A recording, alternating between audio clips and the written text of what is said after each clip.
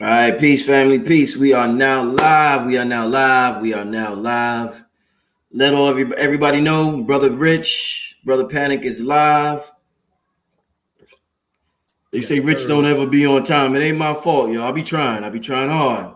Them floods out there, boy. I be trying hard.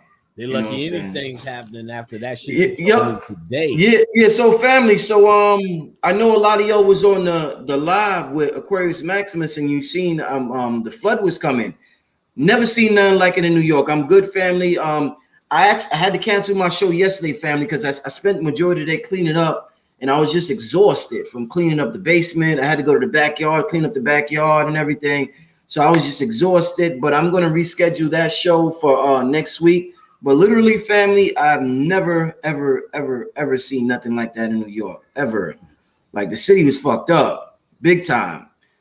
So yeah, but I'm good though. But yeah, it's a sign of the times. A sign of the times. I'm sure Panic will bring that up during our talk. Welcome back, my brother. Good to have you back on here. Great to be here once again with Brother Rich. It's actually been a long time since we did an interview. Mm-hmm. You're the only God on the planet that I will do an interview for. I appreciate that, my brother. Happy to be it. Only questions that are worthy of action. Worthy of action. Oh man, let me get to a few ads. I want to give a shout out to my brother King Simon real quick. Let me show this to y'all, then we could get started. Let y'all settle in. Get you something to eat, a little snack if you want to. It's what is Friday night, right? It's Friday night. If you want to get a little drink or smoke or whatever it is you do, shrooms or something. Good question. Let me see. Let me get some of these. Oh man. Well, I'm trying to get the camera right. There we go. Oh man. We're gonna get a pack of these joints cracking. Some of these golden teachers. All right, I had that before. Real quick, family. Number 347-496-1022. Holla at my brother King Simon for your numerovation consultation. You can text him your full name and date of birth, and the brother will get back to you and let you know what's going on. He's one of the best with that. So make sure you support the brother, good brother. Also, shout out to Copper Child Mike L, the brother that sponsors the show, that the hats I wear. He calls them crowns. Shout out to that brother who puts together the crowns that you see a lot of people in the community wearing. That's an awesome brother. His contact information is going to be in the description as well. With that being said, you had mentioned a book, Panic. The last show we was on Tuesday. Yeah, cyclomancy. Now, yeah, so that book is sold out now. It's no longer available. Out of print. Tell me, before we get into the interview, tell me a little bit about the book and why that book is so rare. Why do you think it's so rare right now and hard to find? Okay. It's been out of print. Let me see. It was first printed in, let me see. Printed, looks like 1962, but hold on.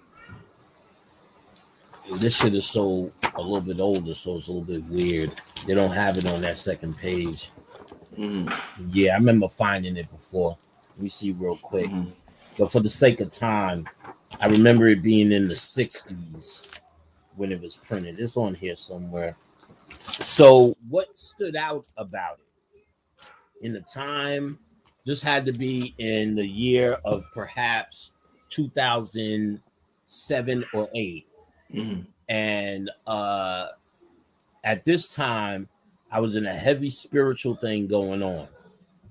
I told a little bit of the story where there was this Bobby Hemmett love tape, they called it, that everybody was trying to get their paws on. Oh, Misconceptions of Love? Was it that one? See, I don't remember none of the type. It was with Shabazz? It was with Shabazz? With Shabazz. Okay. I think not Misconceptions. I don't know. It might have been. If you remember, we did the second one with him. He did number 2, and that one actually had me on it because of what happened when I watched number 1. So when I finally got my hands on this one, it wasn't the Metaphysics of Love and Sex. Maybe it was that one. Okay. Maybe it was that one. But it was one of the ones that was supposed to be one of the ones. So at this time, I was still working IT. I had to get up whatever time in the morning, and it was late, so I couldn't watch the whole thing or enough of it. But I was so dying to get this tape. I watched about an hour, and he was kicking it. He was just saying shit that was just made basic sense at the time. Like, your lover isn't responsible for your love. It's your love. It's your chakras. It's your heart. You're responsible. And really, through that person, it's really you letting go. You finding love that's really in you. Oh, here's some babies. You're finding love that's really in you. So all of this was like boom, because you're always taught this bitch better act right. You know what I'm saying? This nigga better act right. Otherwise, the consequence. But you learned and you go through this silly argument thing. Now, when him just saying it like that brung the ball back in your court, and someone who was trying to understand how to master self, that little note was an important thing. He said other things that was important on this tape. I thought that stood out. He talked about a movie called Adaptation with Nicolas Cage, and he talked about Nicolas Cage was playing the twin, and his brother was telling him, "Man, I really love Cheryl, and Cheryl was the greatest in my heart and my first love." And then his brother told him, "Well, she used to make fun of you. She used to talk behind your back. She didn't love you at all." And Nicolas Cage said, "Well, that's her problem. I was in love."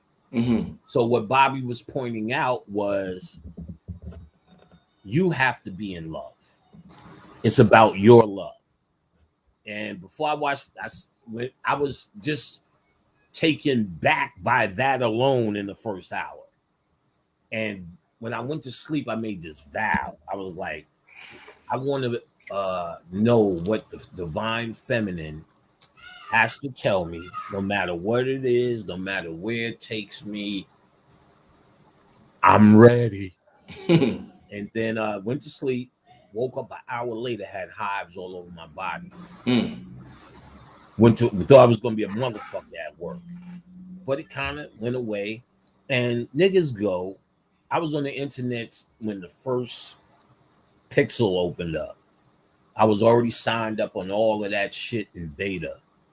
So I signed up on Black Planet when everybody, including the news, said never meet someone offline. It's instantly rape. I had no idea that people were doing this. So when I got back to work, everybody's on Black Planet, and niggas started telling me, yeah, I met my wife on Black Planet, and we're doing everything, from Genesis to Revelations with these chicks, and these chicks are doing, the same to us. I was like, oh, well, let's investigate. Let me just warm up this account. And the trend was to inbox you. And then in the inbox, the next step was to ask for your IM. Right. Or whatever. That was where it was. You would get it and burn around the country. And it took me a few months to realize that's what I asked for. And that's how she responded. And it was intense because there were ancestors coming through these women. And some of them motherfuckers like aunts to me. They're my friends' moms. I'm talking about who knew me forever. Like, you never had relish before? That's relish. No, you good. Like, that little that I could see them. So one of the first things I learned that sex is a greeting or a meeting in that world. It's not like how we view it here. So Rhode Island was along that journey. And I love Rhode Island. I used to hang out in Rhode Island when I was young. So I was glad there was an occasion for me to go back, and went to a used bookstore. and grabbed a lot of stuff, then started looking at this book here, Cyclomancy, out that store.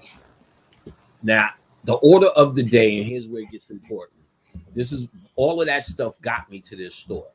The order of the day was each book you would read, you would see it now. There's this warning: what you do may come back twofold on you.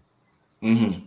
All that's bullshit to scare you or scare us more or less from really getting into some super funky cold Medina shit. Right. So now, but it still is that stigma in your head. You know what I'm saying? You still, no matter how much you read, you still hear that warning. So it's an effective ass mind control tool. Now, it takes you a while to get past that shit. But then you hear why Simon was forced to put a warning in his Necronomicon book, because motherfuckers was fucking with those spirits, those Sumerian spirits, and really getting fucked up in the 70s. And so it's stuck in your mind. Now, about this book, there was no warning. He's talking shit. Pretty much how to see through women's clothes with X-ray vision. He's going all, it's just like a comic book. I'm like, nigga, say it ain't so.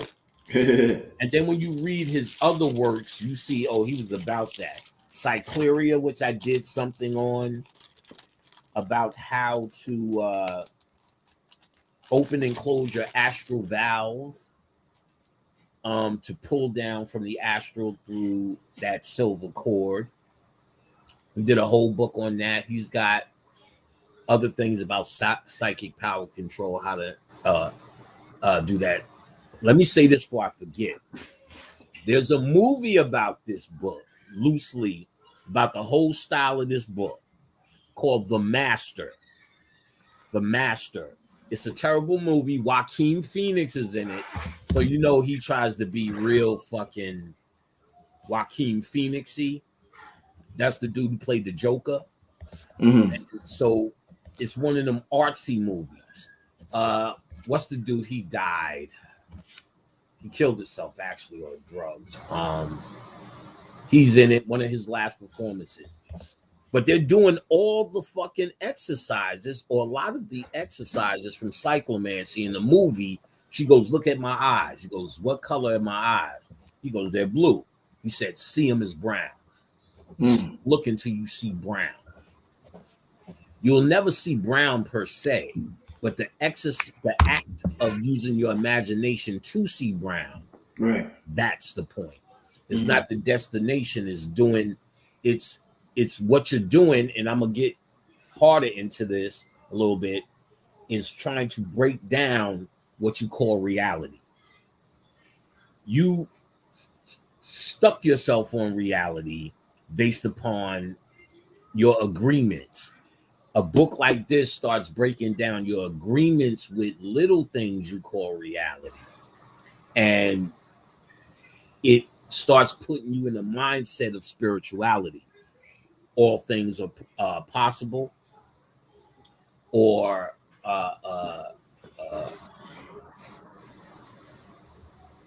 more creative and what you call it, visionary in your thought process and how you factor in how you see yourself.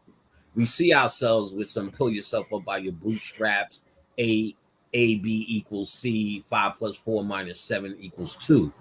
If we can see ourselves and visualize through our imagination, you go a little bit further in terms of how you magnetize.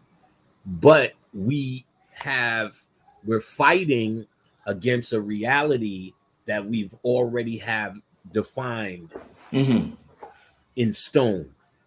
As up is up, left is left, right is right, and that's how it go. You go to Harlem, you don't wear that. You go to Queens, you don't wear this. All of that is agreement. I don't go outside. I don't wear pink like the ones that just lost to Jada Kiss. That's my new name for the group. And I don't wear pink like that. So to me, that's, though I have pink shit, you know what I'm saying? But you know, you ain't gonna catch me in the whole fucking pink flow with a pink mink. You know what I'm saying? Now, that's not a reality for me. That's not something that is real. It's not even my era. You get what I'm saying? So we have these agreements of reality. My grandfather, your grandfather's agreement with reality is very different from his son's. And extremely different from yours. And your son will be different from all of our asses. You know what I'm saying? Right. Reality. So what books like Cyclomancy would do, or one of the best I've come across thus far, Cyclomancy does, it gives you exercises on breaking down reality. And we'll go to the kind of a next question after this one last point. One of the first exercises in Cyclomancy, and no one gets it. How do you not get this? I find people asking me this question all the time. He'll tell you, take a bowl of hot water, a bowl of cold water, put one hand in each one, and perceive, which he'll say, make the hot water cold and the cold water hot. These Negroes think you're supposed to change the goddamn temperature. Who the fuck are you, the Green Lantern or some shit? That ain't happening. What you're supposed to do is try to question your perception. What is hot and what is cold? What's cold to you may be hot to me. What's hot to me may be cold to you, which means there's no line in the sand that says that's hot and that's cold. That's clearly a case of perception. Oh, it's cold in here. No, I feel great. So understanding that as perception, but is one of the things we tricked our mind into believing hot is hot and cold is cold, based upon your definition of temperature, is trying to tell you to break that line down. And that's really the trick here. What it is you think you are as a human being must go to, what the fuck is that noise? To raise up the spirituality in you. You're really destroying your thought process. When you say I'm destroying panic, it's not the physical that you're doing. That's going to happen. You're destroying what you think panic is, what you've been trained into. You're trying to question that constantly. And that's the trick. So this book here, which is now all over the web, I do still sell PDFs. If you just the guy who just can't find PDFs online, if you're not that guy, you know what I'm saying? Well, you could come get it for a good, I still sell it the same cheap price I've always had, because I introduced it to the game, so I feel a little bit personal. But ultimately, if you're good at getting it, you'll get it. You'll find it, get it, enjoy it. But we'll go into the next question, and I'll tell you some of the benefits of the book as well that when I dealt with it. Okay, excellent start, man. Excellent start. Make sure you'll get that PDF online, family. Cyclomancy. Before we continue, before I forget, I want to give a shout out to everybody who bought my mother's book. Oh yeah. Shout out again. Kayla Petey in the Forest. Kayla Petey in the Forest. And the florist. Yeah. Shout out to everybody. That illustration is it's crazy, right? I can't wait to put that in my I want one signed one for my granddaughter, but I'm gonna get a few copies. Okay. I know some Khadijah may know some kids we can pass it out to crew like Courtney. We got some folks. But excellent. I want you and your sister to sign your mother's book for my granddaughter. Definitely. I need to tell you a ritual my mom used to do too. I don't know if I'm gonna say it on this show or off here, but later on we'll get into that. I'm gonna see how we flow, but because I want to get your opinion on something that I borrowed from her and that I continue. That's crazy effective. The magic is crazy effective. You know what I'm saying? Right. But anyhow, before we're about to start the questions, family. Shout out to everybody who got it. If you didn't get it, the link is in the description. My mom got a book she wrote before she passed away. It was her and my sister. She wrote it with my sister. My sister just published it. It's available now on Amazon. You want the family to go out there and support it. If you have children, if you know children, you just need it. All right. I think it's like $7.99 or something like that. Real cheap book. But thanks for everybody who supported, man. It means a lot to me, family. All right. Good. Okay. I'm glad they rocking with that. I love to see that. Yeah. Got a lot of support. Good business. Got a lot of support. Shout out to Cafunia, Mr. G, everybody who bought and supported. King Simon, everybody who showed Billy Carson bought 21 copies. Everybody who bought and supported. All right, family. All right, let's continue to get into the show. Now, this is amazing.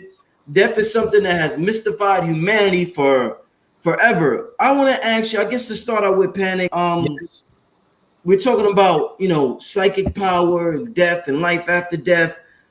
All right, so from what I understand, when we say the word conscious, like we got the word conscious community or consciousness kind of flickers off and on like a light switch. So I'm glad you said. I'm where you going. I love it. It seems like we dead half the time anyway, because it's flickering on and off in this realm and another realm because we're multidimensional. So what I'm getting is that half the time we're here, half the time we're not here, but it's happening so fast we don't realize it because of how we're taught to perceive reality. So my question to you, Panic, would be is if we're multidimensional, what percentage of our consciousness is even actually in this realm to even experience this realm? I don't know if you could really put a number on it, but let's say we had to, then I'm going to use the same 10% of brain power that they say you have, or the 10% of tide you give up. Yeah. If I had to put a number on it. But the first thing I want to say is this to set the record straight, and you would know anyway. Consciousness does not mean you have knowledge of self. Right. Those are actually two different things. Consciousness came about when more and more were gathering, and people were gathering from many different places. But when that gathering happened, no one argued, no one yelled, no one felt anything. Everyone just gave an offering, and everyone perceived it as just information that it was up to you to accept or reject.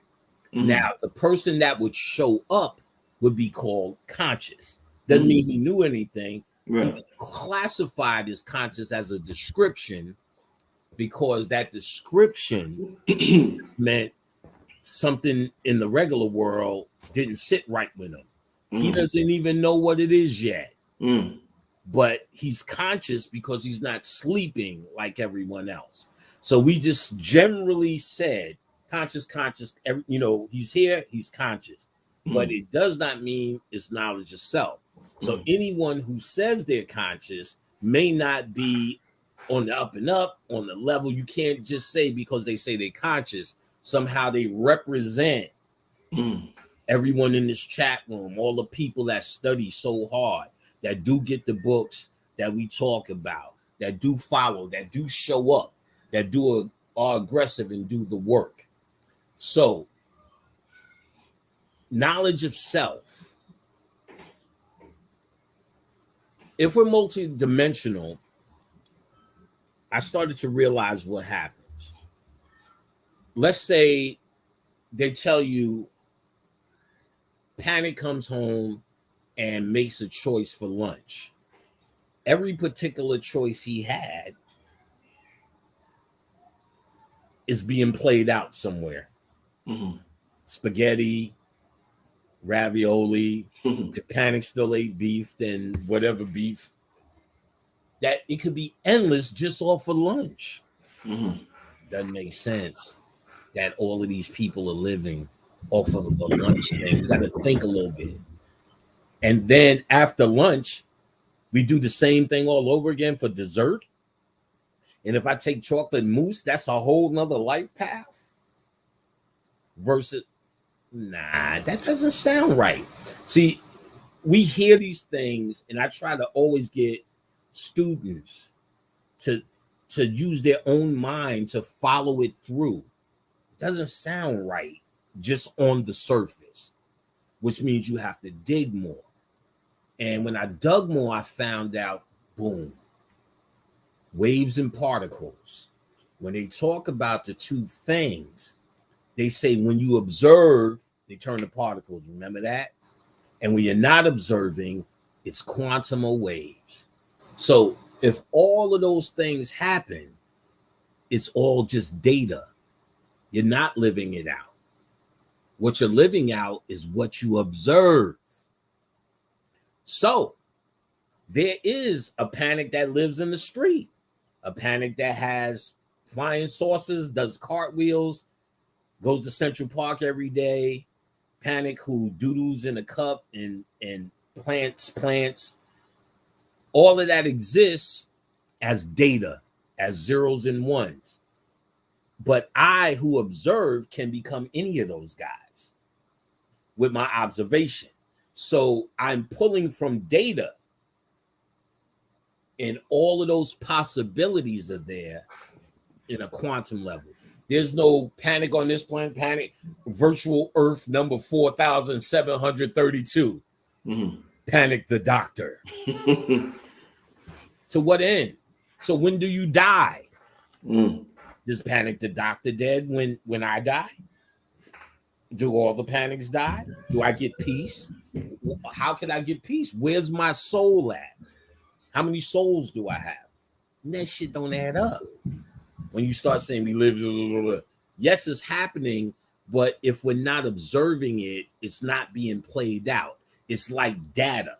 So everything we possibly do is data. Panic, who did the panic, and all them choices, it builds up into zeros and ones. My observation or laws of attraction can make me that dude. That's why when you were 18, you were one individual. And then when you was 25, you was a whole nother entity. It's like your attention went from Rich, who liked the New Jack Swing at 18, to Rich at 25, who was all about that Def Comedy Jam life. Then Rich at 30, you know what I'm saying, who had his office gear on, you know what I'm saying? That kind of shit. Then Rich at 32, 33, who said, hey, listen, so I don't even want to say 33. I am not and don't know shit about Mason, nothing. I'm not connected to that. I do not care. That is folly to me. Like, what are we going to do? Go there and talk about, well, you know, whatever. But ultimately, I don't want 34, Rich, might have said, oh, this information. And you were observing a new Rich. So where was that Rich at? Where was he waiting at? Was he living out a life somewhere? No, he's here because you seen in your mind who you wanted to be. I want to study this shit right here. This is interesting. What you're doing is now changing your consciousness to another parallel dimension. And it's being played out on this grand stage of Earth. There's not many Earths. I don't know. Right? Because I don't know. These are things we really don't know, to be quite honest. But we have to speculate how I just speculated. So, yes. Panic, when we change our consciousness to parallel dimension, like you're a different entity right now because of, you know, your level of awareness than you were when you were young. So should you not share that past from that entity you were when you were young? Because this version of you didn't experience that, because this is a different version of you. So well, does that eliminate your past? All you though, but let's not forget. They're all you. It's all your data. It's like my computer has data. You ever get your laptop? How the fuck did this get full? But you're not utilizing everything at once. When you're using Word, you're not using the internet versus playing a game versus Netflix versus whatever. So you're doing one thing at a time. In the computer, there's your hard drive, which saves all your data, then RAM memory, consciousness, subconsciousness. Computer stop. Consciousness, subconsciousness, right? So in your subconscious are all of these panics. They're all me. Right. So the little young panic is still connected to this guy. Or if I was a doctor, that guy. Or if I sold hot dogs in Central Park, that guy. You get what I'm saying? That would just be the path I chose. So you're choosing your paths. During slavery and this Holocaust, What white people try to do is get in your head, mind control you into picking paths that they want you to choose. They want you to act like they want you to act. So you normally would be who you're going to be. You shift parallel dimensions all the time. You're not the same guy.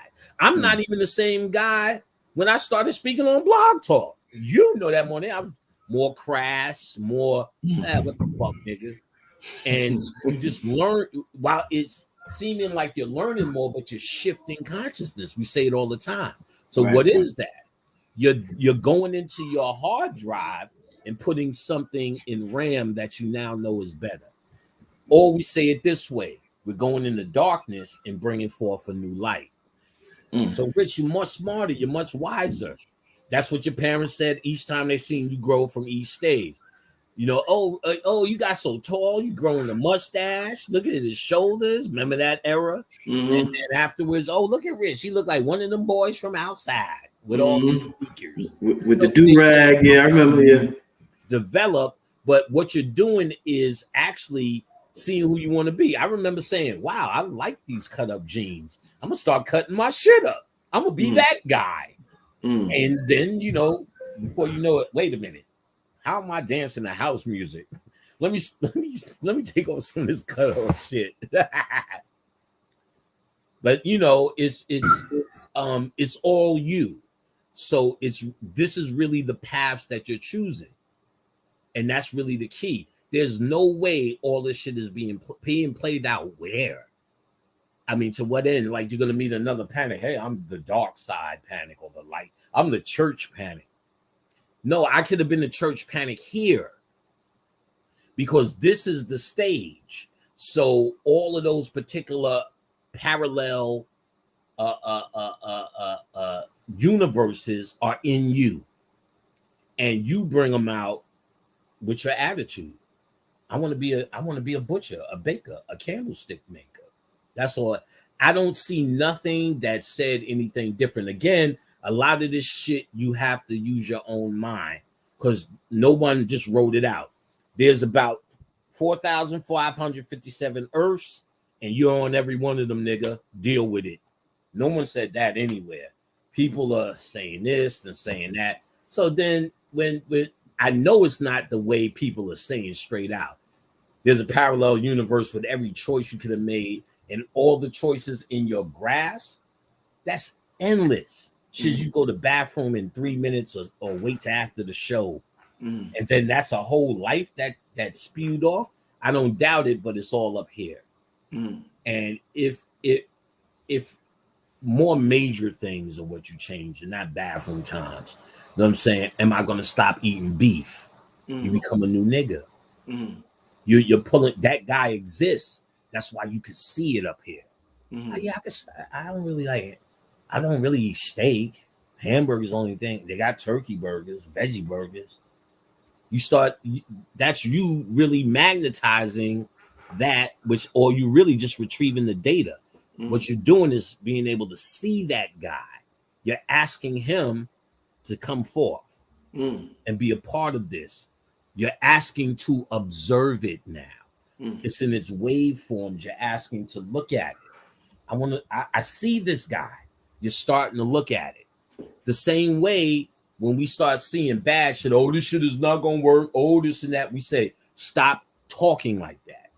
Stop thinking like that negatively, because we understand innately if you can visualize it, you're giving your attention to it, and that's what makes it in this world. That's what brings it to this world. I see nothing outside of it. Again, you have to forward think with that, channel with that. That's nothing I've seen in the book where I can say, look, nigga, go read it. But it sounds solid to me until I find something else. And that's the key. If I find something else greater, I'll throw all of that away. But until now, that's the best I got on it. You know what I'm saying? Dope. Right. In terms of, yeah, because what I do know ain't no goddamn, it'd be fucking uncountable niggas, you know what I'm saying, walking around. Yeah, no, definitely. Right. But, you know, we're talking about psychic powers and stuff like in the book Cyclomancy. Right. You know how growing up we always heard if a person starts to lose their hearing, their eyesight pick up, or Right. if they start to lose their eyesight, their hearing picks up. Right. Is it like that with your intellect and your intuition when one is up there, the other one's down, or when if I got a high intellect, it's kind of hard to have a high intuition, or if I have a high intuition, it's a little hard to be intellectual as a lawyer or some shit like that. Is it like that with that? Very fucking on point question. Hells to the year. Kenny Manza was my assistant. This motherfucker was so and is I call that nigga Data. He's Black Data. Data. Star Trek. Yes. Google standing. And that's how he always was. In fact, that's what made I said, Kenny, the Shy Lights 1953. He just like, damn, nigga, like, how you know that? Shit. And then he'll add some erroneous information like Data. Yeah, well, they used to have a beach, right off their property, and they used to do nigga. So he was real logical, and that's why he sat with me, because he did have a spiritual breakthrough. But he's been coming around again lately, and there's a lot of data going on. But I could see he now maybe understands the two. And it's hard, like people fall into logic as a safety net.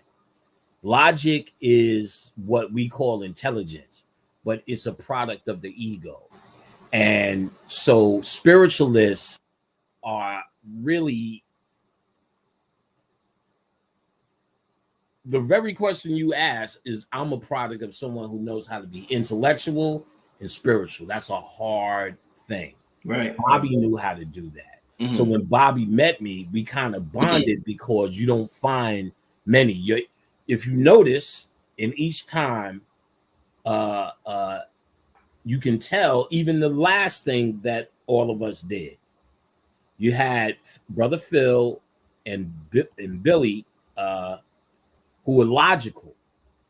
You see me, I'm laughing, giggling, still can make jokes. I don't come with logic. It's like I come a whole different way, and I know how to do that. I know how to speak from the spirit, but I also know how to take your ass through a book escapade as well. That's hard. That's very hard for folks. And I see it's really one or the other a lot of the time. And once I start associating in class logic with the ego and explain that in detail, some people see their plight, but some people you can't see. It's like you can't see what your nose looks like. So they try to even understand it with logic. They can't just get out of it. I've seen that problem before. So that's a big deal. You got to understand the nature of logic and the ego. People still think you got to beat your ego, eradicate it. You need to understand it and appease it where it needs to be appeased. Put it in its proper place. It's under you. What we have is it running us. And that's where it's really out of order. It's what we lead with. It's what we think we are when we come in pontificating. And it's just the observer. It's just the observer. It should be your intellect is how we should interact in as human beings. It is a human trait. Again, it's a product of your ego. So your ego doesn't want to sound stupid. You don't want to sound stupid. That's right. In Mind Control 101, that's one of the 7 things. You don't want to sound like an asshole. So your ego doesn't want that. So what does it develop? Intellect. And you hide behind big words. You hide behind your outfit and your ability to not laugh when the joke is told that may be a little bit niggery. Oh, this nigger. You know what I'm saying? And so when I see that, I understand the falsity of it. You're trained in understanding. You're trained to look for that. So I can meet you, let's say, for the first time and talk to you. No, I'm speaking to somebody just from this conversation who's coming to me from his heart. Mm. Then I know niggas that's coming from me trying to get likes and a great show and all, which we all should be trying to do. We shouldn't make our shit shabby, but we shouldn't stoop to low levels to get this across. This is about love and the heart. And this is about teaching, not about really hits in a fan base. So I can tell that when I'm interacting with people, because you can tell if they're coming with their ego, because that's what they lead with, because that's what protects them. When they come in with their heart, they'll sit openly, like you always sit open. When more relaxed, you mean? They'll be more relaxed, but your chest is open. Okay. Because where you're coming from is here. So you're not blocking it, you're not doing this, you're not doing that. You'll come and you'll be like, yo, panic, but yo, panic, or yo, whoever. You always do it.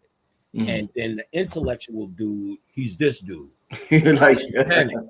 You know what I'm saying? So panic. You'll see him do this too. You'll panic. You'll panic. They're trying to show in their body language that because they're really scared they're going to ask me something that I'm going to say something to embarrass them. So this is a nervous feature. Like you thinking. So you're showing me that you're thinking, okay, nigga, let me, all right. Or, that, so you're trying to show me that kind of guy. And so that tells. I said, okay, this person, I'll see how hard they're in their intellect, i.e. hard hiding behind their ego. And that tells the story of them. They've already revealed themselves almost before they started talking. And that tells me how much spiritual work they did, because the intellect doesn't get in the spiritual work. We talked on Wednesday slightly and lightly about ancestors, but you can't get everything across. But one of the things I will say just flat out, you ain't getting in with the intellect. You know what I'm saying? And that's what we told Kenny. He went home and worked his ass off on that. And next thing you know, he was dancing with Little Richard.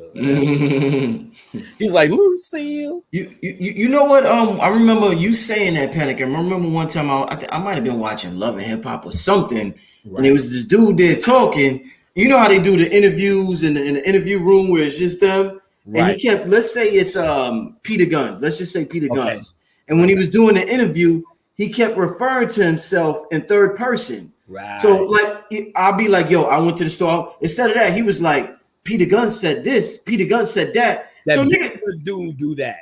Who? The one with the big lips. Who? And I hate to be just classifying that way. He's from Love and Hip Hop Atlanta, and his mom's is on the show too. He talking Scrappy, yeah. Little Scrappy, yeah. They all talk about themselves in the third person. But now what I want to ask is that how we're supposed to refer to ourselves? Because the ego. I don't fucking know. That's when you're gone. That's when you go. Okay. That's when you're gone. This is called know thyself, not know that other guy. Yeah. If you listen, a classic telltale sign of a nigga's fronting is when he refers to himself in the third person. He doesn't believe it. Panic isn't real. If I'm saying Panic will do that and Panic will do that, that means Panic said so many lies that I literally subconsciously have separated myself from. There's niggas in the conscious community started referring to themselves in the third person. They told me everything I needed to know before everybody already figured out whatever. And that third person thing.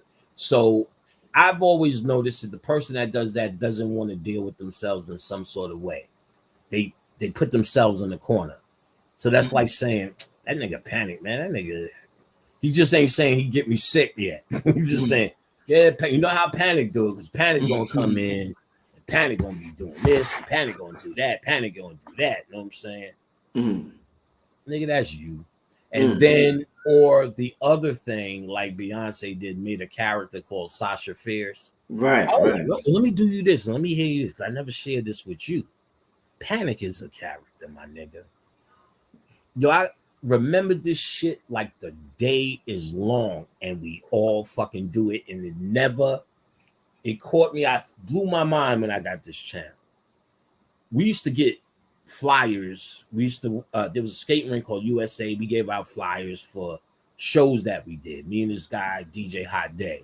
So we always had flyers stacked up somewhere that was already outdated. So all we did was get high. Me and Dane get high. Yo, let's go draw. Then I would go to the front, get the flyers, and I would draw Panic. And I would visualize who Panic was. Panic. Now, it started when I was 13. Dane actually picked the name for graffiti. That's all it ever was. I was drawing in the neighborhood, Panic. And I just kept visualizing who Panic was. What I was doing was channeling Panic. I was Larry at the time, but I visualized who I needed to bring here to do the work. I brung Panic here. Panic is destined to come here at a certain time in this body. That shit is real. Never told you that. Now, kept channeling him, and I would visualize what I thought Panic was. And I had to be 17, 18. So I'm thinking of my life. You know what I'm saying? How it was going to be. How it was going to be on the street, more or less. So now, from graffiti, niggas in the street is calling me Panic. So you graduate to that level. And I already knew who the character was, which is he existed in a parallel universe. But see, I'll do you one better. All of those parallel universes were Larry's. That were Data. Panic came from a little bit higher. That's why it took long for it to descend. Then ultimately, I stopped calling myself Panic. I was working IT, wasn't doing it. When I met Shabazz the first day, he said, "What's your name?" And something said Panic. I just told him Larry. I said Panic. He said, all right, you know what I'm saying? And it was like that was the purpose of it. But it's a channel. I just drew it every day and pulled it down. The same way that nigga name is Hands and Dirty and Liquid and Stuff. You know what I mean? These names that we see all over the street, you know what I'm saying, is like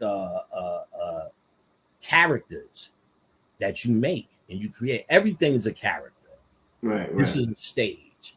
Everything is a performance. So yes, you know, it was something I pulled down. And think in hindsight, I was able to see that, you know, doing a lot of talking to B.O.B. He's actually really good at his shit, man.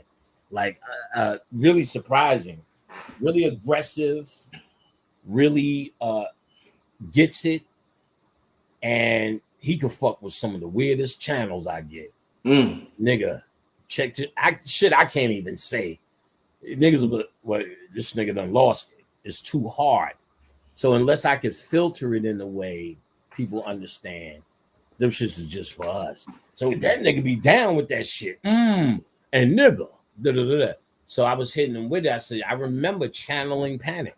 Every day we would just write. I would just keep writing Panic.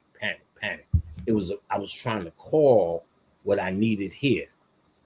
When you take over that human body to do a work, now that's us. Half these niggas are stuck in this shit. And I'm sorry to tell you guys. And you're listening to this to get out of it. But to be quite honest, and I say it with no arrogance, already did this shit. You know what I'm saying? Already did it. And there's a few of us here who've already been through it. But the good news is you'll find it in the Kuan Yin Bodhisattva story about compassion, about those who turn around and see the compassion in human beings.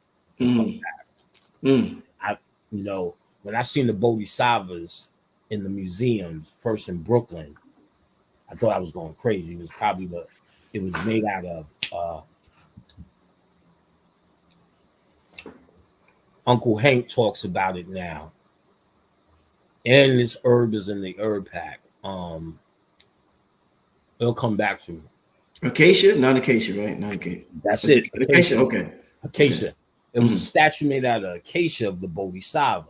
I took a picture of the name. I've never heard of this.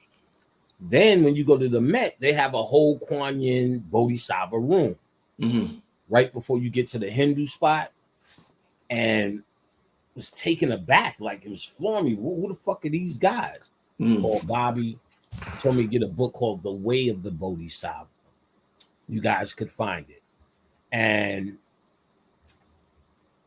he told me about the story of Kuan Yin. So I knew I was connected to that this is already a done deal. You already passed go.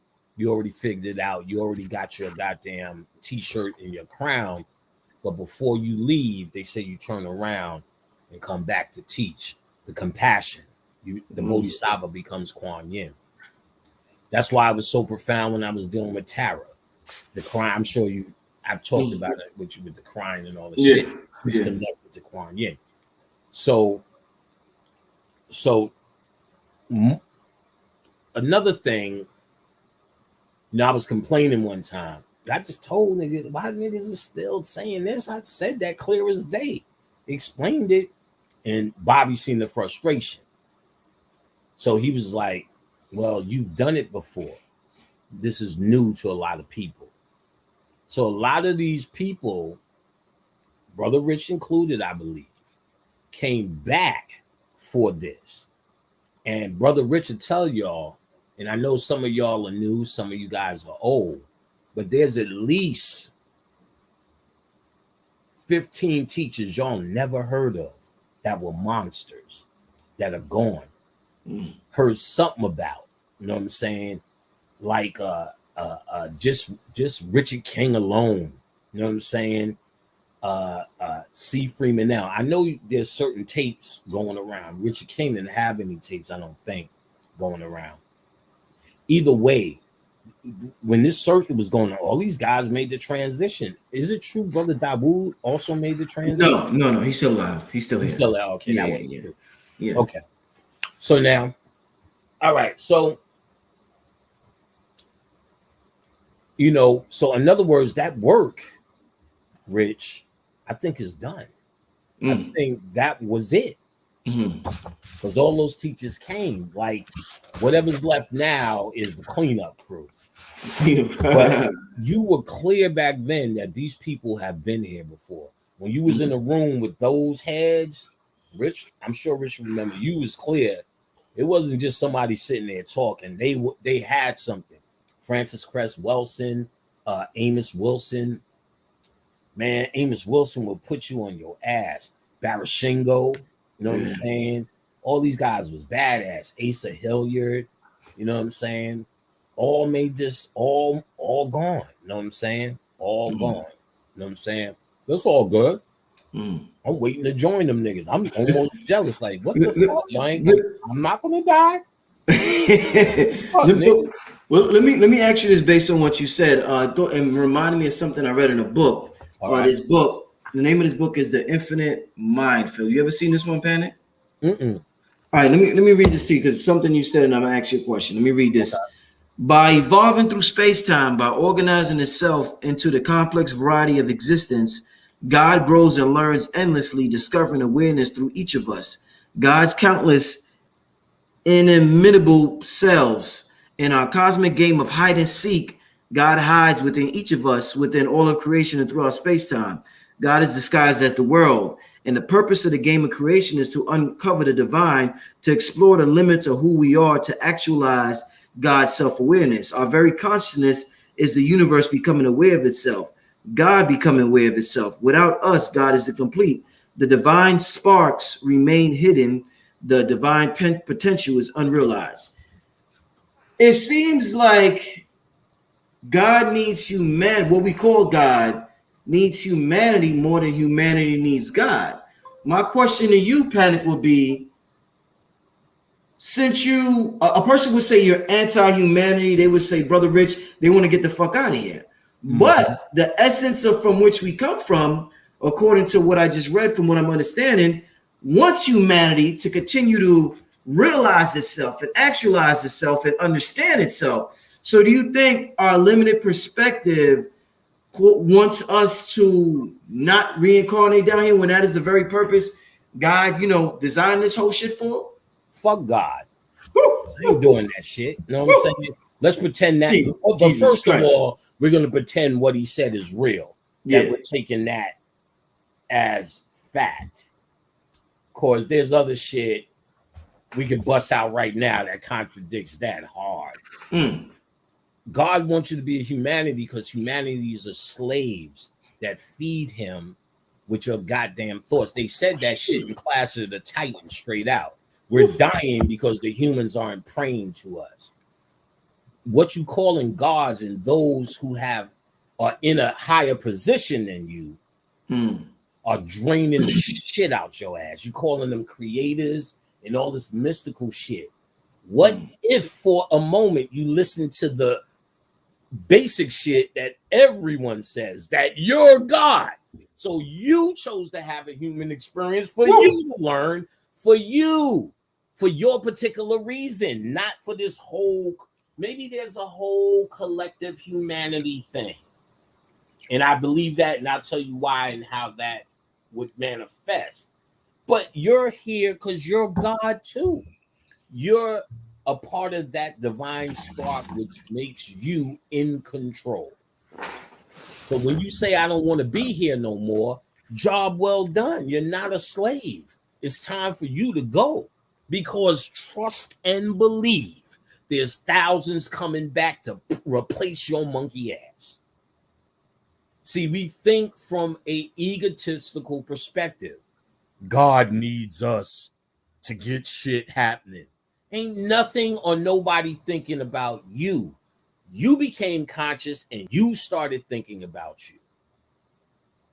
All of this is a way to do nothing. God, it's a fancy way to say, well, I'm working for God. I guess I'll go to Walmart and get me some fucking barbecue. You get what I'm saying? It's your God. Your mind is God. Watch the last season of Star Trek Deep Space Nine, where the black dude Benjamin Sisko is the captain, where they're outside of a wormhole in a space station. I would say watch the last season because that's when it all came to a head. If you're a fan and you feel like it, watch the whole thing. I thought they were okay, good enough. And it was good. The black dude overacts, but other than that, it's more Star Trek. But the last season, they started giving revelations and made a point. They found in the wormhole, which led them to a whole new universe, that there is a ruler of that universe called the Dominion. They didn't know who that was yet. They were enforced. Their army was the Jebhadar, I think their name was. They were niggers to the point where it was scary. Like, they're not even trying to hide this shit. And they were stuck on this shit called white drugs, which made them work for the Dominion. Now, throughout the show, they had on the first Star Trek Spock, somebody weird. Second Star Trek Data, Kenny Manza. You know what I'm saying? And in the third one, the one I'm talking about, they had a character called Odo, who was a shapeshifter. He said how I could turn into anything, but I'm most comfortable in a bucket as liquid. Turns out he's a part of the Dominion. He didn't know who he was. He didn't know where he was or his people. He was alone there. Turns out the Dominions are the same shapeshifters as him. The Dominion live on a planet where it's just one big ocean of all of them. They said, well, what we do, listen to this shit. They tell you in your face, is send pieces of us all around the universe. Some make it back, some don't. The ones who make it back rejoin the pool, and what they learned wherever they were at becomes a part of the whole collective. Or the mind of God. Right. God sends us out. with parts of his mind, not God sends us out separate from him as humans. And then when you die, okay, Rich, what'd you learn? Start curling his hair. Hey, Rich, what's up with Harlem, man? Tell me all about it, Rich. Yeah. God ain't doing that. You're joining, your soul is Odo. Your soul, there's 3 parts of you.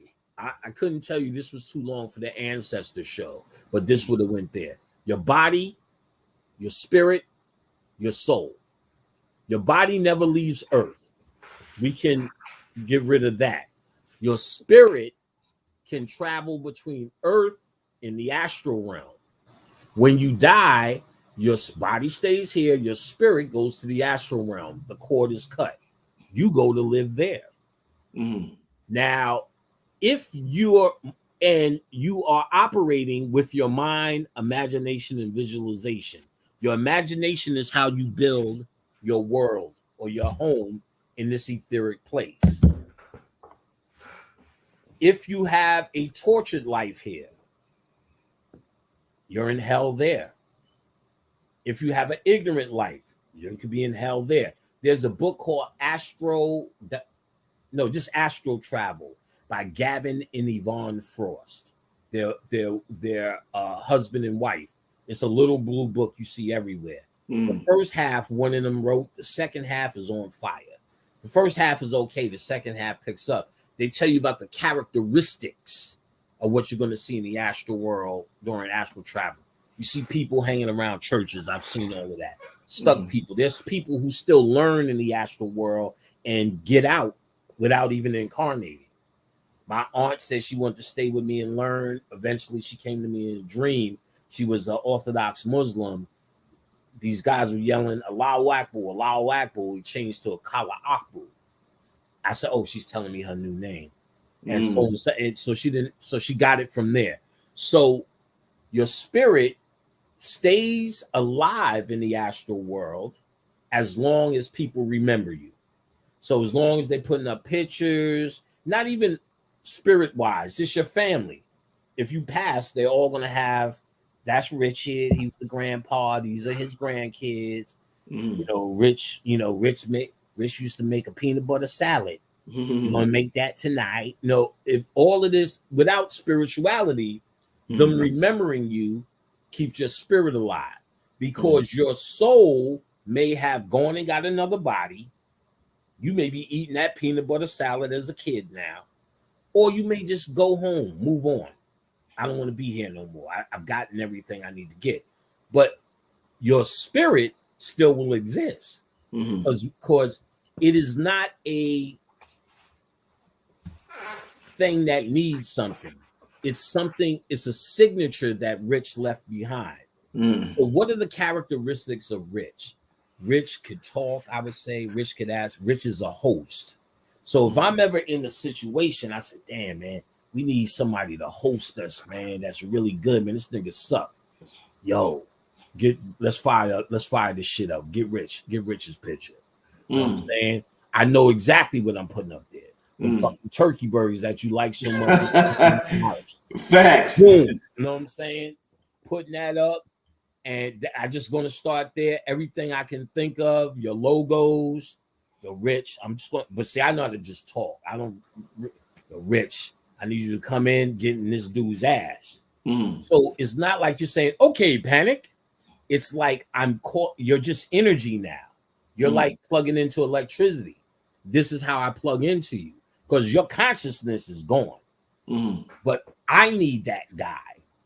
How did that really work? Let's say I was the Dogon people and we worshiped and ate and drank and created the same minds in our culture for hundreds and hundreds of years. That means when people die, they expect the same thing. So in the astral world, their spirits are being collected in a location or a frequency where the Dogon can tell the young guy, young Panic, you have a question, ask the ancestors. So he's really picking from thousands of Dogon. Say, how do I make bread pudding? So one of them dudes made it. You understand what I'm saying? The ancestors are good for your human problems. The gods really, even Lakshmi, use Lakshmi for spiritual prosperity. You can use it for physical, but you always know a nigga that used to get money who's gone. Right. Or that nigga. He knows Earth. He was here. So you think Lakshmi gives a fuck about Earth? She's an energy signature that's never been to Earth. Lakshmi, I need help with my rent. What's rent? So it may happen. You understand what I'm saying? Usually it's somebody else doing it because these things don't care about that. But your uncle or your cousin, your get money uncle, your cocaine uncle, he know how to get some dollars. That's who the fuck you call. You get that nigga coked up. So, yo, I need this, work with me on some shit. What was that name? Phil said the Mustafa, or remember that? Remember? Muskavu or something. Yeah, the Mustafa powder. But I remember them doing a whole lecture on that. Bobby talked about that powder too, that white gold. How they can shit float, and how they said white people took it over in the boat, and by the time they got to Europe, the shit floated all the way. They didn't cover it. Like, just dumb shit. But yeah, the Mustafa'lis. Yeah. Mustafa'lis, my nigga. Wow, man. Wow. That is because there's some people that feels it's interesting that you say that. Some people feel as though, why not go straight to the plug? Why talk to the ancestors? They like the middleman. Why not go straight to the plug? You know what I'm saying? So, no, the ancestors know your story. That's their big deal. That's their big deal. What we've now did was church them and Jesus them. So now the ancestors, I'm trying to make the ancestors proud, like they sitting around. Gone. Work the stock market, Panic. You're doing your thing. Doesn't even make sense. They left this place. So their soul and their concern is somewhere else. But they left a energy signature. Know what we call that signature to make it easy for ourselves? What? The personality. So I know Rich's personality. That's how I entice his energy signature. Because I'm really just plugging into Rich. I'm talking to him like he's a personality, but I'm really communing with the energy. I need Rich's energy. This is who he was. You are that guy bottled up in a container. You release from that container. Now I have a name for that energy that I can call. Well, everything's an energy. Energy to walk to the store, energy to want to fuck, energy to want to eat this, that, or the other thing, energy to go, shit, I got to go in here and talk to this chick. She's going to do that. Energy to pick up the baby. So everything's an energy that you call on. If Rich Merritt is no longer in the body, he's an energy, not a person that's Panic's done good. I'm going to ancestor him today. That's not how it works. It's like Panic, Rich don't care. He's not looking at me or looking for me. Maybe if you first made the transition, stuff like that would happen because your humanity is still looking and you're starting to understand. And most people, niggas from the hood, will come to me because my light is on. So they'll ask me how to do that. My stepmother, my evil stepmother came. It was hard. Like when she came early on, like, bitch, you know what you did, bitch. So it was hard. Even though I know she's not the same person. But it's not hard for them, it's more hard for you. And going through what I understood with my grandfather, I said, all right, then what the fuck is up? She said, she left my father, got with a new dude and died. The dude is, that was still her dude. So my father was before that. So she's like, why is your father trying to get with me? I said, understand, on earth for a moment, there's a time where y'all were at the high point of bliss. When he gets with you in the astral world, because you're not one entity anymore. You're not a singularity. When Michael Jackson came, he talked about 1,000 niggas. How is he talking to you? And he was, I was like, no, he's not one guy anymore. So my father was trying to do was get with her to connect with that moment of bliss they had on earth and be able to live in that moment with her. That's a part of his arsenal as he builds a heaven in the astral world. Now, ultimately, heaven is the quantum world. That's the final destination, as you could say, even the Kamites seen it. The end result is our quantum reality in what they call the Osirian body, and you become all the gods, blah, blah, blah. But in the astral world, we just talking about, we hadn't gotten past the astral world yet. The astral world is a part of Earth, and it's a part of the illusion. When astral world is not an end result, not a destination, it's a part of it. It's every night you go to the astral world when you dream. You travel every night. It's nothing scary. It's nothing you have to do. What your true astral traveling is only becoming lucid of the traveling that you do. Now, waking up, I had a weird dream. Waking up, you're actually finding techniques to bring your consciousness in the dream with you. Excellent book, just like cyclomancy, is a book called Astrodynamics by Robert Bruce. A how-to on exercises on astral traveling. When I did that shit, that was the shit that got me in. Astral traveling separates the men from the boys. Once you start fucking with that and you become competent in that world, that's when it starts talking back to you. You become lucid in that world. And becoming lucid in that world, more lucid in meditation, lucid in that zone out, you can stay in that moment because panic is there controlling it. Usually panic is back on Earth while I'm somewhere here. And then when I come back, my memory is trying to remember bits and fragments. When I bring panic with me was what you truly learn in astral travel. They tell you all that shit, and I did all that shit in the dream, move your hand, stop shit from you. Niggas was arresting me. I'm like, oh, hell no. I'm in a bed in a hotel with Khadijah. She's visiting. This was before we got together. She's visiting New York. Wake up, nigga. I've learned how to meditate. I've been meditating since I was 10. My father was deeply into that shit. And I could get so deep, like in a barbershop. They'll tap me. It's my turn. I can't just get up and turn. I'm literally sleeping. I would experience paralysis. So that same paralysis that people complain about, I could go that deep and be aware where I would literally have sleep paralysis if I tried to move. So I know how to consciously call myself back, wait for my spirit to get, because your spirit is what animates you. You're still alive because it's cut to the core, but it's actually in the astral world. So what do you recommend when you have the sleep paralysis? Like for people, just try not to get up. Just if you're aware enough, lay your ass there because it's going to be struggling. What happens is you come back into awareness in layers. So your consciousness comes back before everything comes back.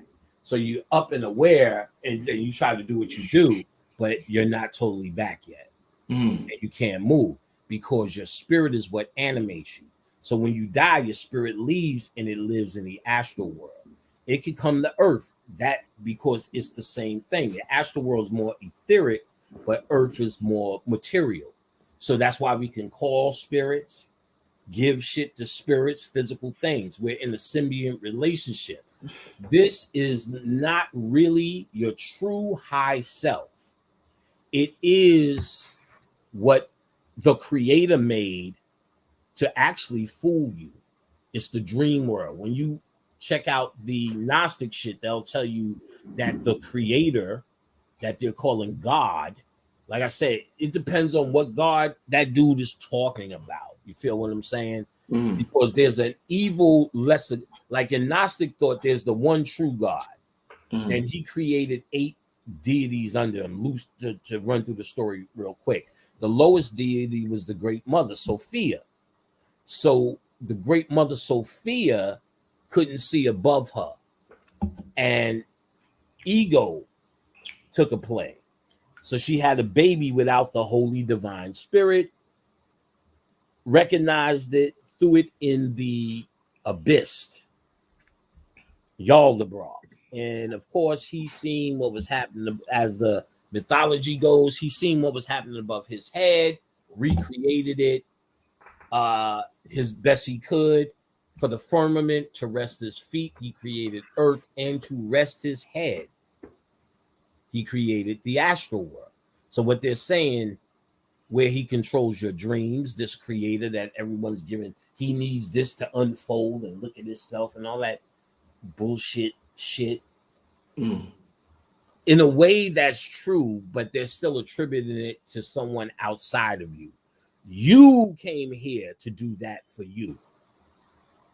And we don't want to take, it's everything not to take responsibility. I'm doing this for somebody. I'm on a mission.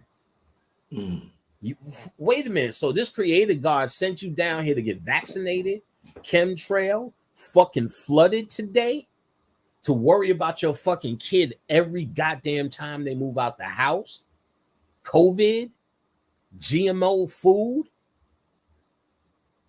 When are we going to say, what if this is a fucking prison and what we teach is the escape path? What point do we accept that shit? We look for everything to say there's somebody running the show that knows more than us. We don't trust it. We don't trust in our divine mind. The fucking mind is all. Show me in the laws of Tahuti where they said, well, we just working something out for God. When did it show me the Egyptian text that says that? Because we have to go to that because that's most of the writing. But I don't know. I don't remember the Sumerian text saying that. Show me in the ancient text. That's later day shit. And I get the concept. You'll see that in Kabbalah more than anything. That's a Kabbalistic thing. But the Kabbalah is talking about the creator. Because the creator of the trees, or the understanding of the trees, let's say that, the creator of the front tree, the tree of life, where the Cypherus hang as fruit, is by the demiurge and the creator God. Behind that tree that pushes it forth is the Kalipov. And that's the true tree that pushes light out of darkness. Out of darkness comes light. One of the first things Bobby Hemmett told me before I started speaking, this ain't about no dark side shit. I've never come out going dark side, nigga, dark. That became a religion. I helped to stop that shit because it's out of darkness comes light. The darkness is that ignorance in you, and it must become the light side. I am a light nigga. You know what I'm saying? A nigga of light. And I'm willing to go into darkness to get it because that's where it exists. That's the alchemy. You don't get light from light. You get light from darkness. So why all the Baphomet and the Satan? Because that's the sciences of the darkness. That's the negative polarity that brings you to the other side of that coin. Positive polarity, Christ. You can't become the Christ until you become the devil. And they're the same thing. And not only that, Brother Phil just got finished explaining that on the last show, the bright morning sun. So if you understand, it's not dark versus light. Dark, just like hot and cold, as I pointed out in the cyclomancy, is one thing. It's called temperature. And dark and light is one thing. It's called temperature. Right, it's light. Or light. You know what I'm saying? Yeah. You can look at this. Well, black and white, or dark in illumination, if you want to say. And Brother Phil Valentine pointed out something a long time ago, and niggas should have blew a louder horn to this one statement. You know, Phil, well, beloved, he said, if you're in a room of all white light, you can't see shit either. The end. We tend to think in a room of darkness, that's our problem. But it's the contrast between the two, right, that makes you see. So darkness or light is not a choice. The alchemy is understanding how they mix. In my whole book, I told you how to mix the angels with the Goetia. That's the missing piece. And that's backed up by a white boy who got one of them OTOs for years, named Poke Runyon, which y'all can search on YouTube, where he's like, I'm tired of all the bullshit. I'm gonna give y'all secrets. He was showing all the white chambers and their white robes. But one of the things he said, the key is, he was saying basic shit like, y'all calling spirits and banishing them. Why would you do that after all of that work? He said, if you think you fucking with with the Goetia, and you drawing a circle and they staying in it, you're a fucking fool. Like, there's motherfuckers who just get it, even some white boys. It's something in you that can see through all the writing, all this philosophy. You got to follow it out. We're doing this for God. So why when did you sign up for that? Like, what do you get out of it? After it's all done, where you go? You understand what I'm saying? Like, it just makes more sense when you study all the ancient shit. It's on you. There's no, tell me what you seen in the Matrix that they said we doing this for somebody else. Everything was trying to get Neo to realize what was within. That's what consciousness is. When they say that shit, they make a philosophy, and it's a left-handed way to get you to believe that somebody lords over you still, put you down here, and making you do.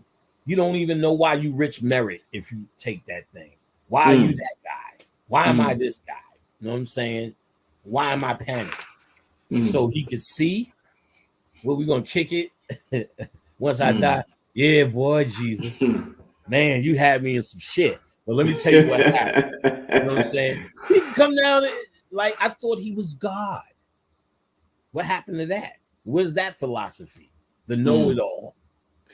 You know, Panic. One thing you said a little while ago. You said my light. You talked about your light being on, and you talked about your stepmother coming to visit you. Right. I want to ask a lot of the powerful people in this world when they were children, they went through horrific things, molestation, abuse. Let's just use Michael Jackson as an example. Okay. Do you think that the people who have the brightest light have the toughest childhoods because entities could see their light? So they're like, oh shit, that motherfucker down there. Oh, I'm going to get this nigga Panic or this nigga Rich. Oh, let's find a way to attach on to his light because this nigga is bright. Does it work like that between the different realms? Good fucking question, Rich. Your ass is at it. Best at it. Best to ever do this shit. That's the only interview I do with you because you ask shit that's worth a dime. Thank you, brother. Thank you. Out here. Let me tell you. I know this half and half because there's entities that are if you are doing conscious work, it's not like they seen you go, yay, Rich, go. I'm on your side, buddy. What they see is you're lining up with a frequency. So they're kind of with you. You understand what I'm saying? For instance, if you wore a bow tie and a suit before you said anything, look at that Muslim nigga. Especially you got papers in your hand. You line up with the energy, and there's a spirit around you. He's a Moor. He's a Muslim. If we sat in the back of a lecture, every nigga that walked in, Moor, Muslim, Moor, Nubian, we would just be able to name them based upon the energy around. So you line up with certain energy. The more spiritual work you do, you line up with a certain energy. But now here's this. You also line up with a certain humanity. And the more human you are, there's energy around you that seeks to keep you human because it feeds off of it. So in other words, if you got a chick in the house, you a bad guy or a pimp, and you got a chick in the house, you're going to tell her and do anything to her and show her anything to keep her staying on the street. Right. And then there's her mother who's going to knock on the door like R. Kelly, do. Let her out. You know what I'm saying? Instead of going in there and knocking it down. That's an energy that wants to stop it. So there's always this duality energy around you. And your thoughts pull whatever's going to show up. Now, your thoughts, you also, like Michael Jackson, make a choice to get with Joe because you may know beforehand. I was talking today about this with B.O.B. There's an intelligence that we deal with before we even get here that says, okay, I'm going to go down there and be rich. I'm going to choose this as my mother. We're not dealing with time. We know she's going to pass at the age. Right. We know she's going to write her book. What's the name of the book again? Kayla, Petey in the forest. Kayla, Petey in the forest. Yeah. Kayla, Petey in the forest. Yes. So you seen all of this, and you know you needed her and your sister in your situation to become rich. Michael Jackson know he needed Joe to become Mike. Yeah. So he chose him as such. So much so Joe said, well, if I beat him, I beat his ass rich. Joe would say that kind of shit. Yeah. Now, I do know this, and Tina Turner said it. She embellished.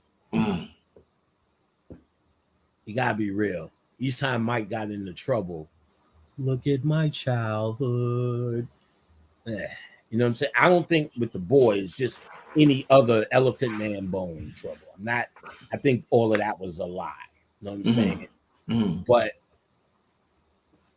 so I know it sells too. Because when I used to do that shit, I wasn't beating Tina. But you think that's what an abuser says. Then later Tina came out and said we was fighting each other. It wasn't so much one-handed. She said she came out and said it. Right. But she sold that Tina book and restarted her career as, what's love got to do? That corny shit got to do with it. And it really started her shit again, saying how much she overcome with Ike. And Ike is baffled. Like, you would see him in the news, like, what's she talking about? But he didn't have that pizzazz to finesse it. But also know that Ike was a bad motherfucker. Let's just say this real quick. Ike Turner, the three kings that changed the game. Ike Turner, Little Richard, and Chuck, the guitar nigga. Chuck Berry. Yeah. Those were considered the three kings. But Ike was vocal. Ike wasn't that nigga. They were trying to bring the white boys into the game, especially from Europe. Eric Clapton and the motherfuckers trying to make them blues kings. And then they brought the Beatles over. They showed in the movie a little bit, but Ike would go in it. That ain't nothing but nigga music slowing down. Facts. That ain't nothing. This he's getting at them. Yeah. So they got right back at him. So he got a big rep, and things ain't always like they seem. The same thing with Chris Brown. They tried to make him the new Ike Turner, but too much of that story came out where he was actually the one getting his ass kicked. He's the one who she had bite marks, and people were saying, well, she had bite marks. That's defensive shit. Like he's trying to defend himself. He's getting fucked up. So people looked at it different, and he's still existing because they couldn't Ike Turner him. But it needs to be looked at again. So he was a bad motherfucker. I always say that when I get the opportunity. Right. So Mike had to be Mike. I went through a lot of abuse, a lot of neglect, a lot of hardship, but I know I wouldn't be panicked without going through it. Right. So then see, that's where it comes down to, like, if I am who I say I am and doing what I'm doing, I don't feel I have the right or just, it's not in my thought I'm here because somebody put me here to learn itself. Yes, me. I put me here to learn itself. I'm God. And at the very least, if you can't see yourself like that, your soul, like Odo, Deep Space Nine, connects to that big pool. So, and he would connect with that big pool, download his information, and download information from that pool. When he got out, he knew who he was. He was the man. He found his people, and they were a collective entity that ran the universe. And all they was a big ass lake of knowledge all around the universe, and all they did was send pieces of themselves out. Familiar? Some of us make it back, some of us take longer times. The conscious ones are the ones next up on the ship. The mothership is coming to pick us up. Consciousness is the beginning of being done with this place. Knowledge, I'm so used to saying consciousness, but knowledge of self is actually how you get out of here.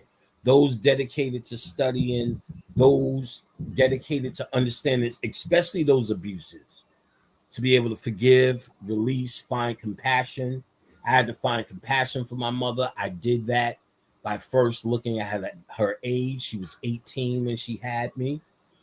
So I started to say, she was 18 when she had me. So I started to say, look at my son, how stupid he is. So it gave me compassion. Then my father was 23. These were kids. So it started the pathway of forgiveness and compassion. So once I had started really finding compassion and work with that, and they're only human. They don't lord over this. They did the best they could, blah, blah, blah, blah, blah. The little basics you start finding forgiveness and then finding healing. That's all in chakra work. And it's all in the heart chakra work. And those are all the attributes you notice of Jesus. Jesus is nothing more than the heart chakra gateway to become the Christ. Right. So healing, compassion, and forgiveness. That's all his attributes that they made a man, but it's actually the attributes of the work that you need to do on the lower chakras in terms of releasing them. It's more detailed, but that's a basic overall of starting the pathway to forgiving those who you think abuse you. Everything is a mommy issue. When you came here and there was no real ego, you was at your basic, just crying to eat and in pain and discomfort. You didn't know how to express what you wanted yet. So, and you don't know what pain or hurt is. That's why they have to watch the baby or walk into anything, touch anything, put anything in their mouth, because your ego tells you no, it'll kill you. They don't have that yet. So the mother, no, don't do that. Stop, sit up, stop. No, sit up, cross your legs. Don't do that. What you say thank you, say thank you, say thank you, blah, blah, blah. This is programming. This is repetitious programming. So the mother, as y'all go through life and the flaws, all the shit you think the kid didn't see, and they eventually grow up, and then it'd be shit you thought was the greatest greatness. And they'd be like, but you fucked me up with that one. Nigga, I thought that was the best move ever. You just never know what's in their head. So it almost seems like they need to see something fucked up to exist. They need something to overcome. Like my boys needed to be mad at us to finally get out. And I think it's final. To finally get out, they can't just do it. They have to be mad at us so they can show us something. They need something to get there. And everyone needs something to get there. That's what the abuse is. I think that's the nature of this place. Everyone in some sort of way is being, and then let's say your mom was the greatest, I'm sure your job, somebody. And if you're having a great life, Brother Phil already told you again, agitation is missing. You'll be back, son. Shit, man. Damn. So with you talked about the astral realm, right? Let me bring up a personal example to make it more real and get your opinion on it. So when my mother was in the hospital, like before she passed away, she had kidney failure. So she was on dialysis. So there was times when she was fucked up bad. She had to go to the hospital, stay there a couple of nights. Right. There was one time she was messed up real bad, and she was like, I think she was in like a coma. I'm not sure. She was asleep or something. And she told me when she woke up, she was like, yo, Rich, I seen your father. She was like, man, that nigga had the nerve to tell me, her nickname was G. So she was like, he told me, G, come with me. So she was like, nigga, I got these kids to take care of. I ain't coming with you, nigga. Fuck out of here. You know what I'm saying? And she was like, when she said, man, get the fuck out of here. I'm going with this kid. That's when she woke up. She was like, she immediately woke up. Right. So would that be, using that as a personal example, would that be an example of the astral world? Absolutely, because that's her first stop. Right. I can tell you two things about that. I had a boy, KL. He was in a rap group called Screwball. He passed from complications of asthma. He had real bad asthma. And finally caught up with him. I think he made 40-something. And he was a business dude. Since he did have records out, Marley Marl did his eulogy. Premier Pete Rock worked with them, so they were there. to see him off. And Marley said, yo, I've been doing this shit for more years than a lot of y'all been alive. And KL would still come to me with angles. This cat had angles up the ass. In fact, me and him got closer. We knew each other since we was little. I know his cousin, Poet. We got closer because I started selling porn and I was killing them. And one day I seen him. I said, yeah, sometimes I need help dropping it off at mailboxes. So he said, I'll get you. I called him one day. We filled up his car to capacity. The whole inside was filled with video boxes, you know, bags, and we holding them over. I just remember that nigga said, all of that is $10? I was like, yeah, some 20, some double, some killing them. 25 G's a month, killing them. Filling up all the mailboxes all the way down to the hood. He just loved that shit, the hustle. He passes in dramatic form. But long story short, I said, I'm going to get him through the astral world. There was another guy who died. Their name of the group was Screwball. The guy who died, his street name was Screwball. They dedicated the group to him. Lou came through, said, get him to me. Never did anything like that before, but wasn't scared about it. So went into the meditation, was going harder, deeper. You see yourself going deeper in darkness, which means you're getting away from this light. And so I could feel I was in that zone, in that place. So this is where imagination and visualization comes in. You want to stop and try to experience it like with your five senses. You're breathing in this dark space. You're moving around. You're looking. You're there. Just by looking around like you just arrived, tricks your subconscious mind into believing you're there. Right. That's what you do every time you walk into a new room. You look around. Look around.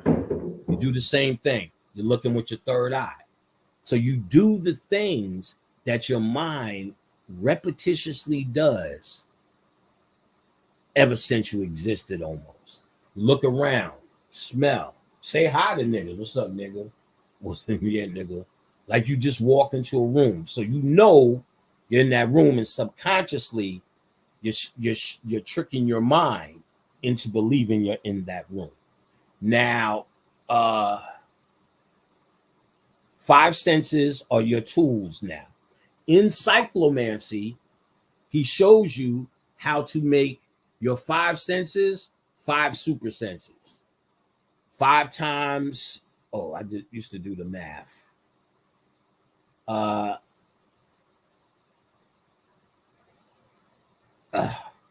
can't remember. It's in my book, how it connects to the 72.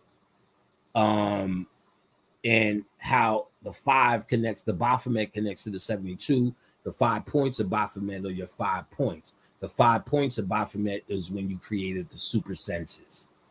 So the 5 senses now become spiritual tools. There was chicks that knew, we walk in a room, they smell the spirits. I used to know what offerings to give when I was doing all my tricks and learning this shit. You need to get that nigga some donuts. You need to give him that. So we was fucking with the, you know, there's audio clearance and audio voyance and audio sensory and audio this, the 7 circuits of the brain. So we was pushing to open those, the 5 senses. You can hear the spirits. You hear them talking in your ear, telling you stuff. You could taste like what food they wanted. Like I said, smell what food they wanted, or smell. The Orishas have a funky ass raw chicken smell. So when I smell that, they not. I know y'all think it's love, but y'all been feeding them so much ignorance that they become ignorant. Remember, they're just energy signatures. So if you say they're that, eventually they're going to become that. They're going to serve you as that. So they were never meant for mass consumption. They were meant for the Yoruba people, not for the world. So when the world uses them and uses them the way they use them, yeah, it's real, because you can make anything up and be a spirit. That's what Jesus is. Mm-hmm. Shit, you can worship Harry Potter and get more out of him than Jesus. Jesus was created as a vampire energy. to keep you locked down. So you worship that. Even the name God, you know what I'm saying? Outside of yourself, it still becomes vampire. You think you're performing for somebody, that you're living up to somebody. No, it's true in a more metaphysical way. If you apply your divine, remember the mind is all and the universe is mental. If the mind is all, then that means what's the all? God. Your mind is God. So if you study your mind, that's why they say know thyself. You're studying the universe. The mind is all. The universe is mental. That means to study the entire universe, what must you study? Just your mind. Just your mind. I teach in class mind calisthenics. We getting down to it. Your mind is God. It is of its divine birthright. There's nothing outside of you. Nothing in it, around it, or on it that does not belong to you or her. You're God. And that's a cheap name for you. God is just a title, to be quite honest. When you mastered the number 7, you become God. I became God because God is a creator. I can make anything I want materialize in front of me. Starburst, bing, anything materialize. Physical. It's not even fun to do no more. I don't even do that no more. You say you live deliciously. Deliciously. That's old shit I used to say. Oh, man. Yeah, that's actually old shit I used to say when I was trying to magnetize this, because it was a moment I was saying, yo, y'all niggas ain't got to be poor. You know it, Rich, when you bring me in for New York lectures, the vendors be selling out. My people come with bread because I never told them they have to be poor selling goddamn incense. Like my boy Jeff, the slave, I'm on the plantation. I know, excuse me. I know it's a plantation. I know that shit ain't got nothing to do with nothing, but it's also you have a divine mind. If you got to be there, nigga, make it sensational. If you keep calling it the plantation, then what else can it ever be? He said, yo, I don't even notice the shit no more. He just changed his mind. Don't know. I started talking about that. What was I talking about right before that? It was something good I was going to tell you.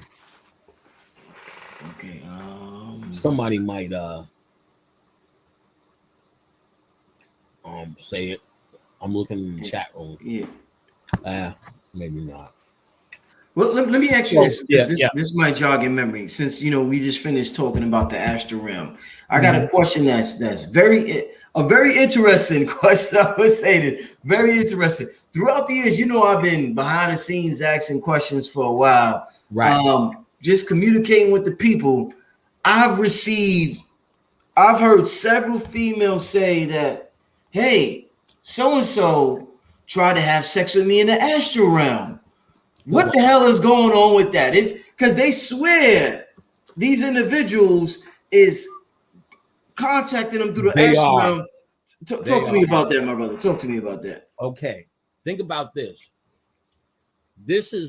You'll get it, and this is a little bit more hard of an explanation. Not really, but listen to all the elements, because I realize this, and it may be hard for people. The average person is going to be hard. So there's many different rich personalities. There's angry rich, happy rich that's in this mode right now, that's asking questions, interested.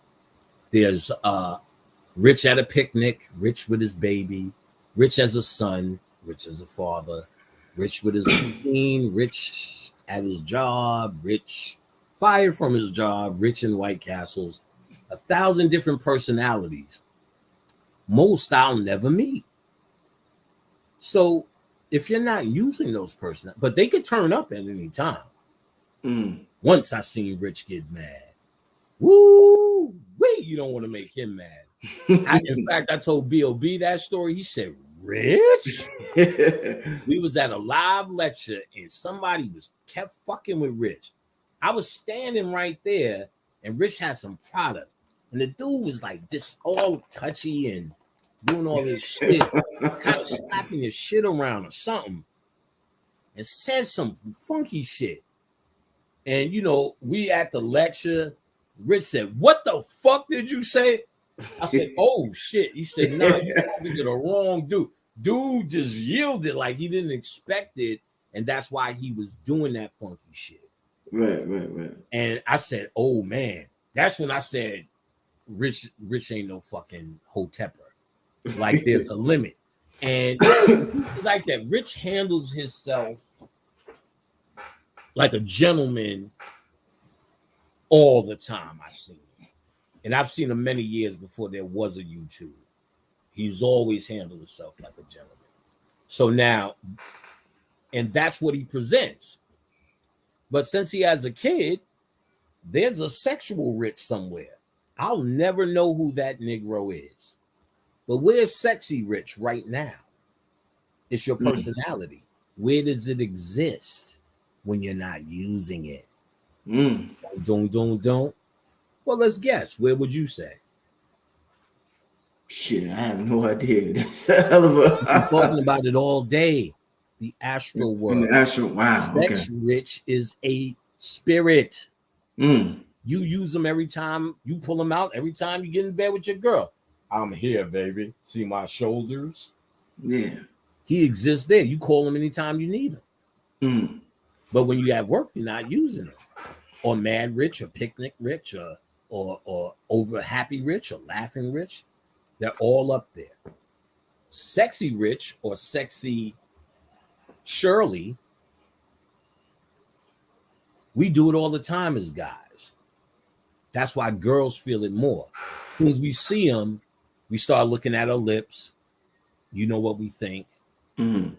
Looking at that ass, you know what we think. But we'll be, oh, yes, Shirley, I have the papers. Well, goodness, they're right here. Oh, Shirley, you're such a loot. Damn, boy, the way that shit, you know, when she walking off. So we visualize, which is magic, all the sexual energy we're sending her way. Boom. The little that they see is only what they're able to pick up on.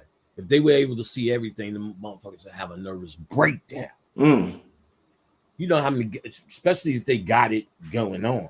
Yeah. So what I found is in the astral world, you can connect with anybody's sex. You're not using it.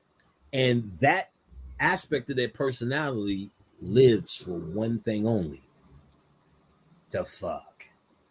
That's what it was born for. It doesn't, sexual doesn't show up at the pool or at your kid's school. It shows up in very limited places. And it only does one thing.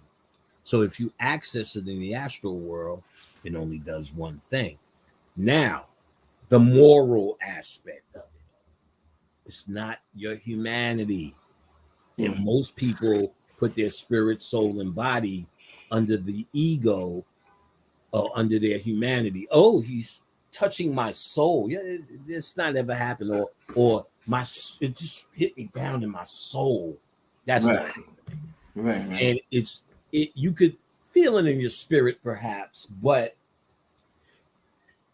you're getting with an avatar, an empty avatar that you wear like a suit when you need it, but it's you because it's your technique.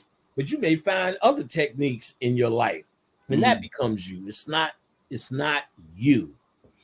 So the girl who noticed it is because the nigga's probably home masturbating to her, like we always do.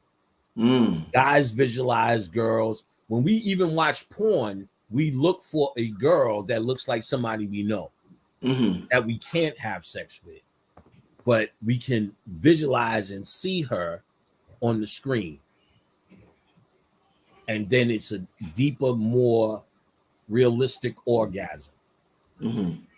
Trust me, that's how you make connections. In fact, that's all the technique I did for astral traveling.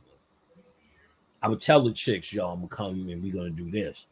But you can meet anybody without them knowing, because you're meeting with your spirit is meeting up with their spirit. It's not a moral thing. It's not. See, it's not like you could give them STDs or you're taking their virtue. We do it all the time anyway. So it's nothing dangerous. We think of everyone we see, especially guys, every girl we see, as what type of sexual object they could be or what sexual object they are not. We call it a spank bank.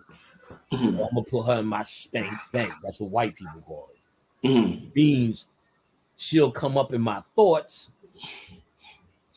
when I'm self-loving. And when you're in that high state of sexuality, especially if you done did some work up here, opening the pineal, understanding the concepts on astral travel and lucid dreaming, opening up your psychic centers through cyclomancy and so on and such, if you understand that concept, you're going to make realer connections.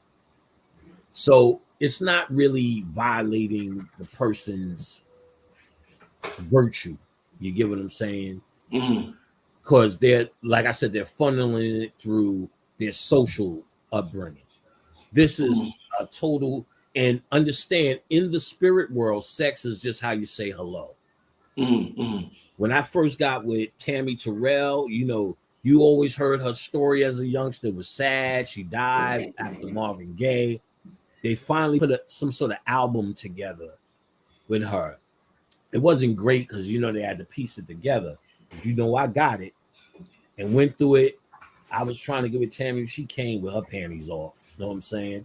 I was like, what you doing? And you could feel that that's how they come. Like when Phyllis Hyman came. She was the first one I said, they're coming to me, but I'm going to try to get with her. So I just kept looking at all her pictures online, listening to her music all day. I was still working IT. Went home, took a sip of something, put on OWN. The first thing, she told me some graphic shit. I'm not even going to repeat it. But it was nice. It was some real shit. She authenticated herself and she started telling me some old shit. She's telling me some shit. Might have shared it. And if you tall and a woman, y'all need to fuck with Phyllis Hyman. She's like your patron saint. Sophia. Same is a great mother figure.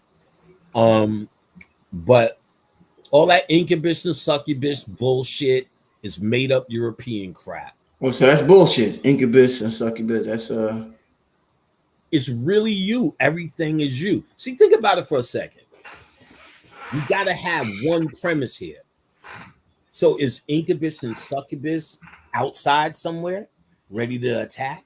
Where do they come from? Who made them? Is it God? Is it the devil?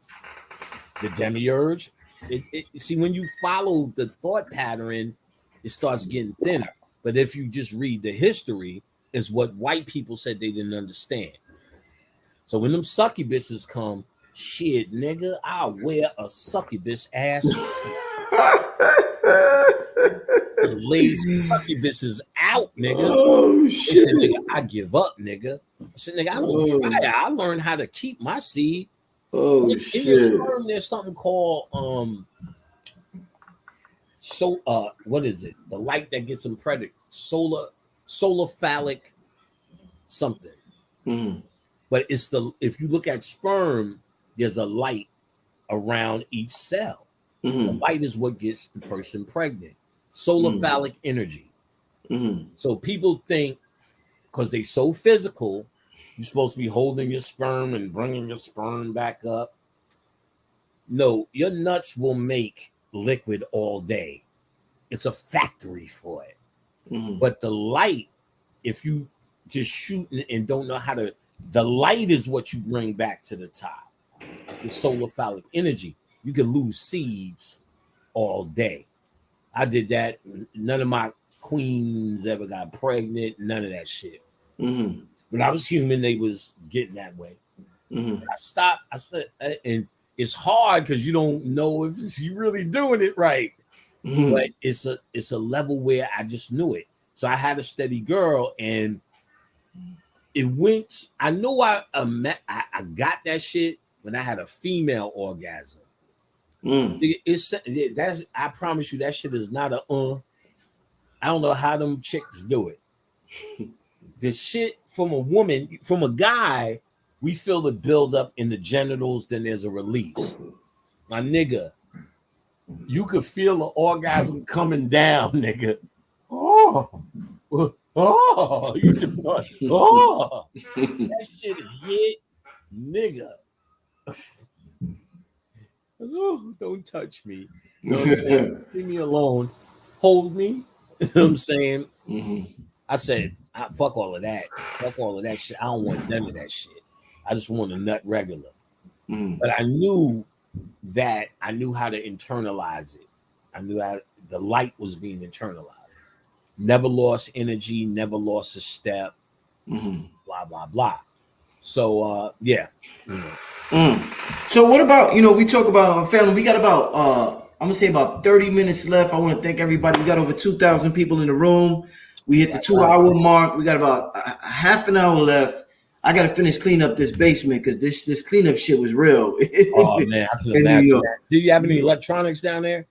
Thank God. I got a lot of equipment down here. Thank God none of it got messed up. Ooh, I was able to catch it. Studio. My girl reminded me. Matter of fact, I got a black magic. Let me show you this bag real quick. Yes, sir. Let me show you this. Shit, I see a mosquito in here right now. Yeah. This book bag right here, right? So I got the black magic camera in here, and it was on the floor in the water. In the water? In the water. Please tell me the bag saved it. Yeah, the bag saved it. What saved it? My girl seen it. I didn't see this shit. Right. But my girl seen it. Let me just show you because I didn't even look at. I didn't even look at it yet. So let me. Oh, this shit is a little. No, I'm good. You see this? I had this and I didn't even look at it yet, so I'm looking at it now. But everything is good though. But yeah, everything. I pretty much got everything up in time, so I'm happy for that, my brother. I'm happy for that. Excellent. That's good. I'm glad nothing happened. Big time. Like on Earth, it's the shit happens place, and really, you're fighting for those moments, like how your camera got saved. That's why you line yourself up with certain energies and hope, but then you don't want to get discouraged. Let's say if something did happen to the camera, neither, because one of the first readings I got was an E5 reading. I wasn't into occult. I was heavy into metaphysics and reading. I had a Orisha girlfriend. I didn't know about it at the time, and this was before Bobby Hemmett. So when Bobby Hemmett came in, he came in talking about how the Orishas got corrupt. I was like, nigga, I am on that page. I just came out of an Orisha house, and that was by design. And stock staring nuts in terms of how religified they got. And that's because they never left religion. You know what I'm saying? They just switched the names. And, you actually have to do work on your subconscious mind to free yourself from that. That's why when we hear things like God is doing this and God is doing that, we still believe that. Even though we consciously know there's no guy in the sky going, oh, my children. But we subconsciously were trained that it's outside of you. So that's why we say incubus and succubus, which is a European myth. They're easy to say. Europeans, they made up that bullshit about Halloween because it's really about the ancestors. But then, oh shit, incubus and succubus is coming. They made up that bullshit about Halloween and incubus and succubus. Read the goddamn script. It's from them. We wasn't talking about that. You can have something draining your ass, and doing all of that can happen. But remember, there's malevolent energies out there too. And that's why the African spiritual system, they had something to protect them from being human. That's why they made them dress and separate and not do this and rites of passage. And it's so orchestrated because the more you go crazy in human thought, the more you pull down, or the more you actually create thought forms that give you this bullshit. All of this bullshit that's happening to us is because of us. Remember, never forget, the elders taught us that Egypt was in decline when they started writing. So if they were in decline back then, what the fuck do you think was happening later? Even all that shit we look up to in cultures had to be in decline up until you have what we have now today. It's good we're at the grand rising, and Rich and I witnessed on this planet, probably many others, but on this planet, the birth of that shit really. You understand what I'm saying? And that led to a big grand rising. I would never thought we would have 2,000 people in the chat room. There's niggas who would lecture to 15 people and be like, today was a good day. It was a great lecture, right. Great lecture. 15 people sitting there. So, you know, not everybody gets it. I got to be honest, but they're at the starting gate. And remember, the starting gate is just to be called conscious. There's no conscious community. Conscious is just a description that brings you here. Knowledge of self is what you are.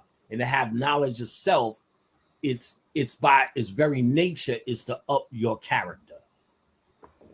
Because to have knowledge of self, you're talking about the pristine you. So if you don't see anyone's character improving that chooses to stand in front of you and should be standing in front of you with honor, if you don't see their character improving, how could they be doing the correct work? Indeed. If you see their humanity improving, that's telltale. And you should run away or stay around to be entertained, but don't expect to learn. Indeed. I want to take about 2 or 3 questions from the people before we get out of here, because I see y'all been asking stuff the whole night, but it wasn't that time. I'm gonna give you an opportunity to ask the brother on live a couple of questions. We're gonna take about 2 or 3 questions before we get out of here. And before we do that, Panic, what's your cash app, my brother? What's your cash app? So they can support. Brother Pan. $, BROTHERPAN. Brother Pan. All right. Cash app, $, me boys and girls. Keep the lights on in here. Yeah, hit up my brother Panic. Make sure you show support. You know what I'm saying? This brother brings some amazing occult information, and I'm very grateful for this interview. Let's see if we got any. Let me say I'm grateful to be here too, Rich. I always look. You're the only one. It's the confidence, man. It's the confidence. I love to just be around the confidence, and I'm glad for that. I am glad to be here, bro. So somebody panicked. Somebody said, "How to hold the light from the seed." When wrong. Oh, from the sexual thing. Yeah. I ain't gonna front my nigga. I kind of, it's no one method, and I have a lot. I always give methods. I didn't do anything. I first started reading the Montauk Chia. Oh, I did do something from cyclomancy. I forgot. Okay. There's a technique in cyclomancy, almost like Montauk Chia. Like all this shit is in 2008, 2007. I gotta remember. Montauk Chia tells you to sit on the edge of a chair and with your PC, your PC muscles, you know, the shit that you stop your urine to pull up. And what you're really doing is starting to get the muscles to get sperm to go back this way. But in cyclomancy, you don't have your nuts off the edge. They tell you to do this shit, nigga, and this shit work. All I did was this. You visualize energy in your testicles, which it is, your life force is there, right? And it has the connection, as Brother Phil said last Wednesday, your spinal fluid is not connected to your blood, it's connected to your mind and your nuts. It's a straight pathway. So you visualize energy going to your medulla oblongata. You breathe it up. You're storing energy. And when you open up your eyes, because remember, your eyes are connected to the back of your head, you can shoot out energy. So you got to make your intention here, right? So this is what's in cyclomancy so far. I used to get on the train. I'm going to answer this question. I used to get on the train, just open the eyes slow. You literally would shoot your shit out. It would literally burn. That's also called the evil eye. I said, "Oh, this is the evil eye." You can literally feel you can't hold your shit if you do it right, but you're shooting your vision over to her.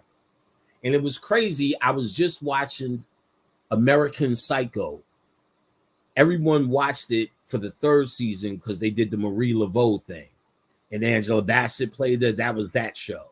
So I'm on the 3rd season watching it for real this time.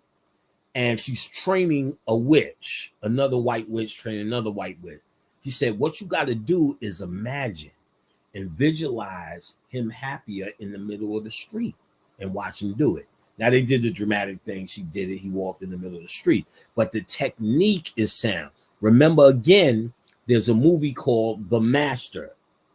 The same dude directed Boogie Nights.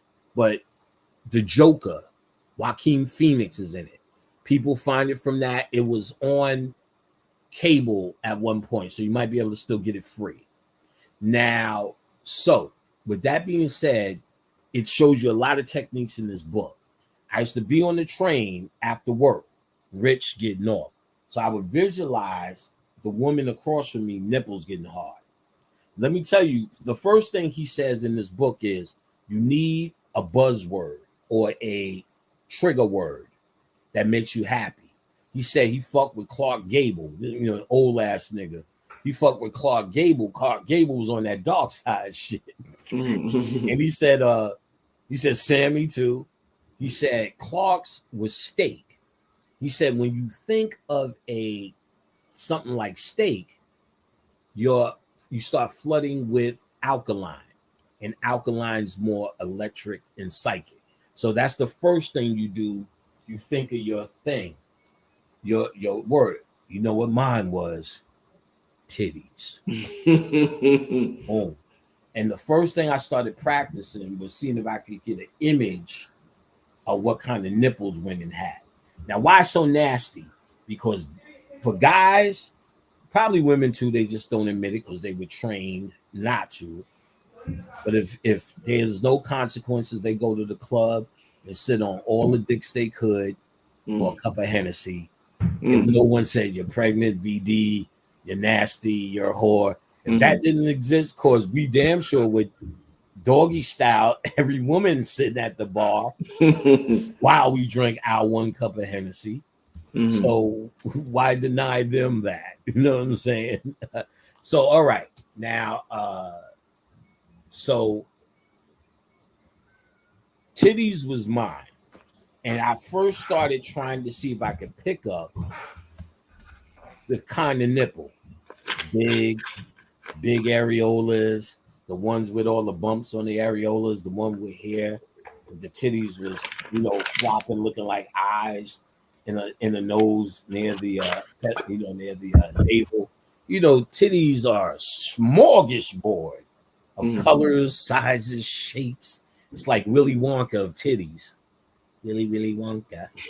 So now, I even if you're totally off point, even if you said, see, nigga, oh, damn, I had this all wrong, but I'm still going to suck it. You know what I'm saying?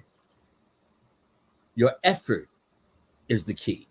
There's another thing he'll say, look at a spot in the wall, close your eye, turn around, do a spin, close your eyes, and try to walk to the wall, see if you can touch the spot. Then do it from further away. See how far you get. It's not about touching the spot. It's about doing this shit. So it's exercises. What you're doing, you got to understand that psychic powers, your those centers are sleeping in you. So they don't just wake up because you read a book. You have to exercise again. Just like if you got out of a coma, they've atrophied. You have to work your legs. You know what I'm saying? Your muscle mass is down. So this shit has to be worked. these are techniques in working it. So then I would started the shooting of the image, and I would shoot the image where I wanted their nipples to grow, or I wanted them to fall asleep on the train, or I wanted them to fall asleep and open their legs so I could see what color their panties were. Why the sex? Yet again, for a guy, it's everything you think of all day. You won't lose focus. Now, there's plenty of things I've done that went just beyond sex, but when you're trying to get into some astral traveling, I was going to see all the chicks I could call and muster. So that the Hasidic Jews, which there are communities in New York, as you know, they get on the train, nothing but itch attacks. I knew how, for some reason, I knew how to make them itch. I would shoot, I would close the eyes, see them itching, and just open it slowly. Like you try, you don't look straight at them. Like even doing that, I'm looking at this picture, like I could feel the energy leaving. It's pushing me back. It's incredible. But you gotta just PC muscle, but you're shooting it up with a breath. It's like you're pulling it up from your nuts. You're not pulling the thing. The more I did that, the more I think that tapped into that sexual energy. That was bringing the light up. Not really having physically my nuts off the bed and me doing the PC exercise. I was just shooting and visualizing the energy coming up, and that I think started the process. I can't bet on that, nigga. You test the water right, son, because you might be like, Panic got me fucked up right now. You know what I'm saying? So that's big dog shit. But so far so good, I'll tell you that much. I lost your sound, Richard. Mic is muted. Yeah, my fault. Even when you in the street panic, and I might have mentioned this to you before, when you're a lot of times when you're thinking about somebody, or say somebody's thinking about me or staring at me, I automatically turn around and spot them right away. So I catch them staring at me. So it's like before something in me realized that they were staring at me. Like they did it, man. Like they was hitting me with some type of like beam or some shit. Right. And literally feel the eyes are a two-way street. Yeah. You always think the eyes are receiving, but then you heard there's something called the evil eye that you can give off. But I'm sure there's books that you could, but I knew I found it. But yes, that's exactly it. You could pick up on the energy through the eyes. You know what I'm saying? So now he's showing you just yet another way to energize the eyes to send a message through. This book is fucking bad, yo. I'm telling you, it's fucking bad. He shows your ass, and if you could get anything by Frank Rudolph Young, that's the author. There's some of his work floating around. It's all old shit. It's all about psychic powers, visualization, and how to strengthen yourself. You will become a one-man army out of this shit. And then if you also add the astral traveling, forget about it. That's the receiving end. Once you keep fucking with that, it's exercise. Don't give up. Don't think it's about success. I was at Rich's house. Keep trying. People give up. They don't have faith in themselves. And then there's this little voice calling Rich that says, God is outside of you. It ain't in you, son. And then, and that voice is in you because you grew up in the church and that's all they told you. You didn't go through any rigorous training to unwind that shit. All you went was with new information and said, oh, Oshun, well, I guess she's God. And she's outside me. So I got to ask Oshun to give me something. Oh, I was doing this for Oshun to give me. Oh, Oshun allowed me to braid her hair in a dream. How many times you heard that shit? You know, I'm like, that bitch hair that nappy? Yeah, I was saying shit like, I had twosomes with Yim and Ya and Oshun. All that shit is real. Oh! And I'm sitting there like, they're not people. And your mom's had sex. If you the first, know what the trick was, and what Bobby did was the first trick was trying to show you that you're peer to peer with them. Mm-hmm. Yo, I talk to the gods and I curse them out and I argue with them. He's trying to psychologically show you that you're peer to peer with them. Mm-hmm. But he's telling you as their personalities outside, because that's all niggas knew. So I was fortunate coming after Bobby to be able to speak more on their inside of your ass, their energy signatures, their aspects of your mind, their formulas for you to fuck with through your altar, through candle magic, through crystals, through breathing techniques, through meditation, through altars, through astral traveling, through chakra work, through goddamn everything. Yeah. Everything that you're doing is a way to access. You get what I'm saying? And there's nothing that escapes it. And this, to be a little bit arrogant, is the last hope. Ain't none of, let's be real. And I'll do you one better. Let me just save y'all some time so I don't sound egotistical or arrogant. Bobby Hemmett used to say to me, Occult will be the last man standing. Whew. Because everything comes out of it. And I know people don't want to hear that shit. They feel what they got is what they got. But everything, if you're going to be healthy, you only should be you're healthy to do what? Study yourself.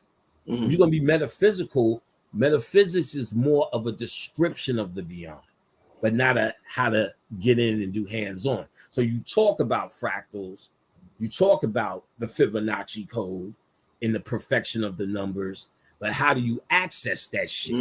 How do you get into that shit? There's my boy Casanova Rud. I want to give his Instagram if that's cool. Yeah, go ahead. It's CASANOVARUD. He was with, remember Super Lover C and Casanova Rud? Rud turned out to be conscious. He was the DJ. And Rud, like night and day, something turned on. And this nigga, you ever see in movies, that nigga 5 + 5 = 7 = 2 brother 5. He went crazy with numbers. He knew all this math shit. Mathematicians is fucking with this nigga. He's like, I don't know how it happened. He didn't know shit about none of this shit. He draws these fucking patterns. Go to his Instagram, Casanova Rud, CASANOVARUD.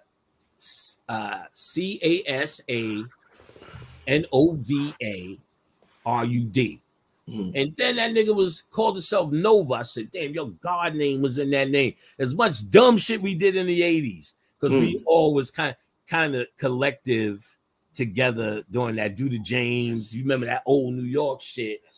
And so he was my nigga. So it's just good to see him conscious. But this nigga, something happened. He went crazy with numbers. Go see his shit. You won't believe what he's drawing. This nigga will draw patterns and find shit in the Last Supper. Like famous pictures. This nigga, you gotta see this shit. Casanova Rud. I'm checking that out. Yeah, when people are seeing he's saying the line is already around the corner, he has to figure something out. When I mentioned it before, because when people see his work, and you could scry into his work, and he'll take your ass there. I think he's going to start doing personal ones. He's still setting up shop, but go see his work. Now, what was we saying before that? But yeah, so I guess cyclomancy, I guess I was saying The Secret of Psychic Power Control by Frank Rudolph Young. Like I said, nowadays most people are savvy enough to get PDFs. So I barely say I got it and I sell it. I do if you're too lazy or you just want to support. I appreciate that too. I send it to you as a PDF, so it's immediate. And message. Let me put this phone on the other side. I send it to you as a PDF and it's immediate. But I'm not sweating it. If you feel like you should have it for free and you know how to hunt, happy hunting. I'm glad you should get it. But I think it's a very pivotal book. You know what I'm saying? Indeed. Along with that astral traveling book. That'll put your niggas in the game. Put you straight in the game. Yes. All right. Let's get to one last question, family. Once again, I want to thank all of you for staying with us. I gotta watch this one again. I think this is a good way to end it. Let me put this on the screen. Okay. Love the Universe wants to know, how do we make this lifetime our last experience on Earth, Panic? It's all in your head.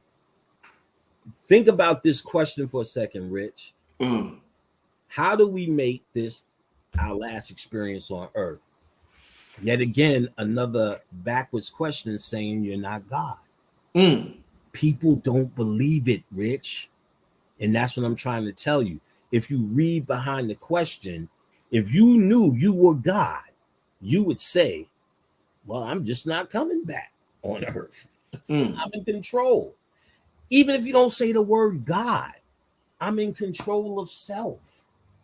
That means you must believe, just by saying that, somebody's putting you here.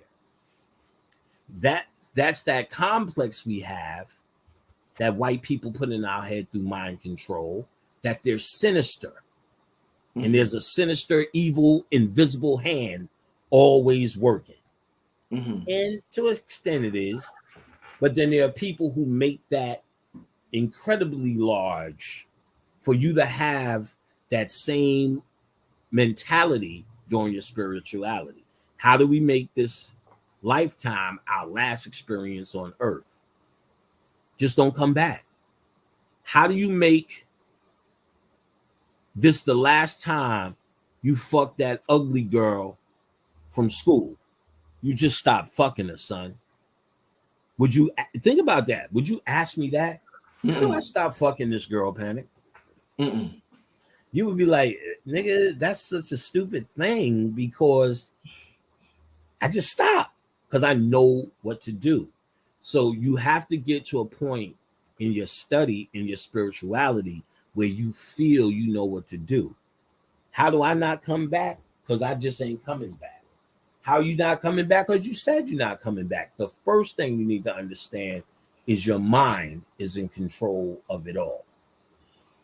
You got to understand the stuff I've been teaching for years. Bobby's been teaching, Brother Phil, about going, and others, many others, about going into self, going into the darkness, going within. So when you die, you have no body. So the darkness represent that which is within yourself. And then with KL, I did that meditation that night. That's what we were talking about that I forgot. And then I seen a little golden light, and I knew that was him. If you walk towards the light, you walk towards the operating room, a birthing room again. You don't want to walk towards the light. You want to walk towards the darkness, which was within. And I found KL to come with me. And then I met him up with my boy Lou. Lou said, I got him. Then I went to sleep. Then he came back doing excited. Yo, I didn't know we were Egyptian. You know, he wasn't conscious of nothing. I didn't know we was Egyptian, man. I said, yeah, nigga. He said, yo, Lou is showing me all of this, and there's still this. He thought life was over, like any other human. And he's seen there was more to it. But usually, the average human would have to struggle in the astral world, because the astral world is a part of this. Listen closely. What I found out, and I'm remembering this now, like as I'm telling you stories, I remember the wisdom from it, that those who have helped spirits, when they die, the spirits are there for them.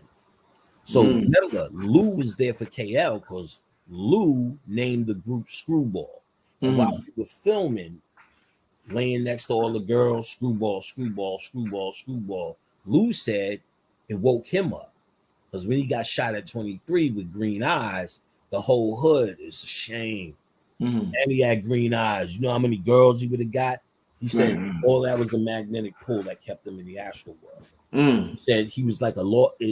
There's a real saga of the lost boy where they can't move on and they can't come back. The soul is there.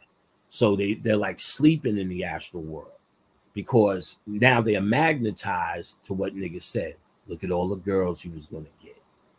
So because they don't have the mind strength, they're so young and they haven't learned how to control their mind. When they say shit like, how do we make ourselves stop in another lifetime? That's just another saying you don't control your own fucking mind. So of course, Lou can control his mind. The hood controlled it for him and created a heaven for him with a lot of girls in the astral world. So when we started doing all of this in front of the girls, we woke him up. He was able to see. He said then he was able to move on by us kept invoking his name around all the sexual energy. I was like, oh, nigga, you welcome. And I thought that was it. And KL died like 2 days later. Lou, why didn't you tell me? It don't work like that, but get him to me. Got him to Lou. About 4 to 5 months later, KL came through. He said, yo, I'm chilling. We about to go see Richard Pryor. They have universes. I could tell you shit about that all day, too. Niggas, like Gerald Levert's voice is a universe. Oh, shit. If you want, like, going to see his CD is going to visit his worlds. He took, B.O.B. did a song. It was about Gerald Levert. It was called Gerald Levert, wasn't it? Called Gerald Levert. Yeah, it was called Gerald Levert. Yeah, I think. And yes, that was it.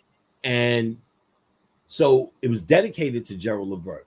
We got some bird, and they was doing bird sounds and birds in the video. We got some bird liquor. It was the Akashic weekend. We poured to Gerald. As soon as we took the mushrooms on the second day, Gerald hit me hard. I'm on that chase, this nigga. And Gerald brought me to his world. And I remember saying to him, because you know, you still got your human mind. Yo, the architecture, the shit, some of this shit's upside down, nigga. He's like, yo, he said, this ain't the third dimension. He said, this is me. This is what is encompassed in my talent in the body exists as a place you visit of beauty. So know how we put on a Gerald Levert CD and we in that Gerald Levert mood. Your mom's would be like that. She put on some shy lights or something. And then you come in the house. Come on, Richard, dance with me. You know what I'm saying? You know what I'm saying? Make you just do that slow dance with her. All right, get out of here. You don't want to dance. Right? So she's in that zone, if you will. That zone, you can go see it. You can go experience it like a world. And it's Gerald Levert or whoever. Richard Pryor, comedians have a whole thing. Scholars have a whole thing. Scholars, comedians, singers and performers, any creative thing in a category, it exists where you see it as an experience and you could just be there. You know what I'm saying? You can live in that place if you want. There's no time. So it's like hanging out with Gerald Levert to the CD until you're tired. So and they invite you to certain other worlds, deeper worlds. And he was showing me a deeper world and told me, he was telling me B.O.B. has residence there for just singing that song to him. So he dedicated this to Lou. And Lou took his ass out the astral world. Most of us scream ancestors, but we don't do nothing for them. We do something to get something back. We think it's a system of begging for rent money, a system to beg for your boss to get off your back, a system for money. It's not that. What do you do for them and just salute? Or for somebody and just salute? And that's what KL did from his heart. Named the band Screwball. When he told me, I said, oh, because Lou was like my little nigga. I didn't know his street name. I said, oh, I didn't know that was Lou. He said, yeah, that was Lou. He said, I named the band that and fought for it. I wanted to honor Lou. Lou's artwork was on the back. I said, you gave me a copy without artwork. I never seen that. And Lou said, when KL died, bring him to me. Lou was already dead since the 80s. took him right out the astral world because you could get caught up there as part of the illusion. Remember in the beginning, I said it could be a hell. Watch the movie What Dreams May Come. It is a perfect description of the astral world and what happens when you die. Robin Williams, well, their kids die. The mother has a nervous breakdown. Her husband was the last string that was holding them together. Robin Williams, he dies. So they show you in the astral world. Cuba Gooding Jr. is hosting him. And long story short, they said, see this world? You made it. This is your idea of heaven. He said, this is a painting that me and my wife bought at a flea market that we thought was the most peaceful thing. It was hanging in our foyer, dining room or whatever. He said, well, you're living in it now, your idea of heaven. Then when he went to visit his daughter, as he's talking to her, she's a Chinese lady, so he thinks he's just talking to her. Then he started remembering a toy she had. And she was in that world of her toy. Then Cuba Gooding Jr. said, look, when we're together, listen closely to this. When we're together, we're co-creating. They're in the astral world. When we're together, we're co-creating. But this is your world. So I could go back to my world and make whatever I want. But I could come here and work with you on some shit. So that's how we still have sex in the astral world. So there is another consciousness, or those things have the... Okay, remember I said all your personalities in the astral world? Once you die, all of them now become one in your spirit. There's no reason for your body to snatch it as it needs it. So now they all exist in the astral world. They come together as one now. So the girl can call on your sexual spirit or your angry spirit or people who knew you in whatever context can do that, right? And you can say it came at one, but they're probably calling on them individually because they all exist there, but separately in their own world or whatever. But now, or maybe not, or maybe it comes at one. Doesn't matter. Now, so KL came, said he's about to go see Richard Pryor. I'm like, damn, nigga, you living it up. He said, let me tell you something. Remember those herbs you used to smoke? Yeah, the ones I made up. He said, put some more of that together and start selling it. Never, nigga. Remember, he was the ultimate hustler. They eulogized him with hustle, like this, saluting him that. That'll never work. Niggas are gonna hand this shit back in droves. You know what I'm saying? Because it worked your mind. It doesn't do it for you. It's a tool. You already know the rest. That change your life, right? That change life changing, and that's from KL because I got him through the astral world. Through the astral world. Wow. Look, it's not and this was connected to his soul because he was freshly dead. So his soul was moved on. He loved the universe, would not have known how to not come back. You know better. You should know better. He doesn't know any better. So he had people to help and he was looking for me. And then I got confirmation. There was a girl who I'm not gonna say her name, but you probably know her. She was like, yo, I seen you. She called me. Yo, I seen your friend in the spirit world. She said, I was guiding people through. And your friend showed up. And he said, yo, where's Panic? As soon as he said that, you came through the room and snatched them. She didn't know I did that ritual that night. I said, oh, this bitch is on it. You know what I'm saying? So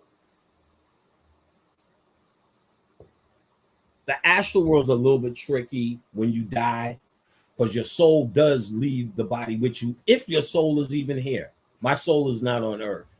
I'm reflecting myself from a star. Remember, Bobby used to always do that shit. You go outside and you can see that star. It always follows me.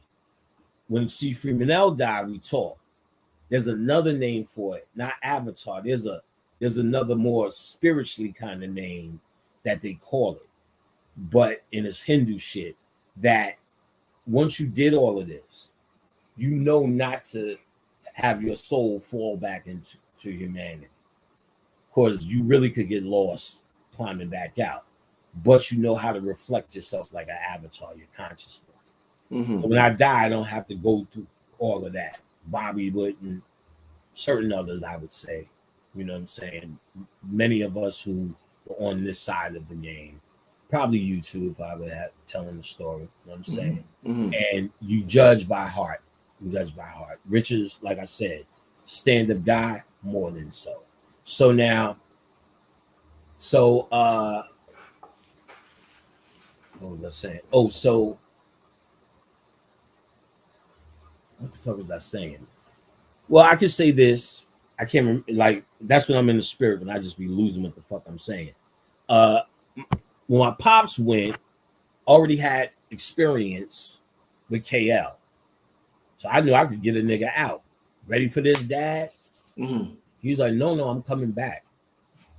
It was almost like it's no thing to him.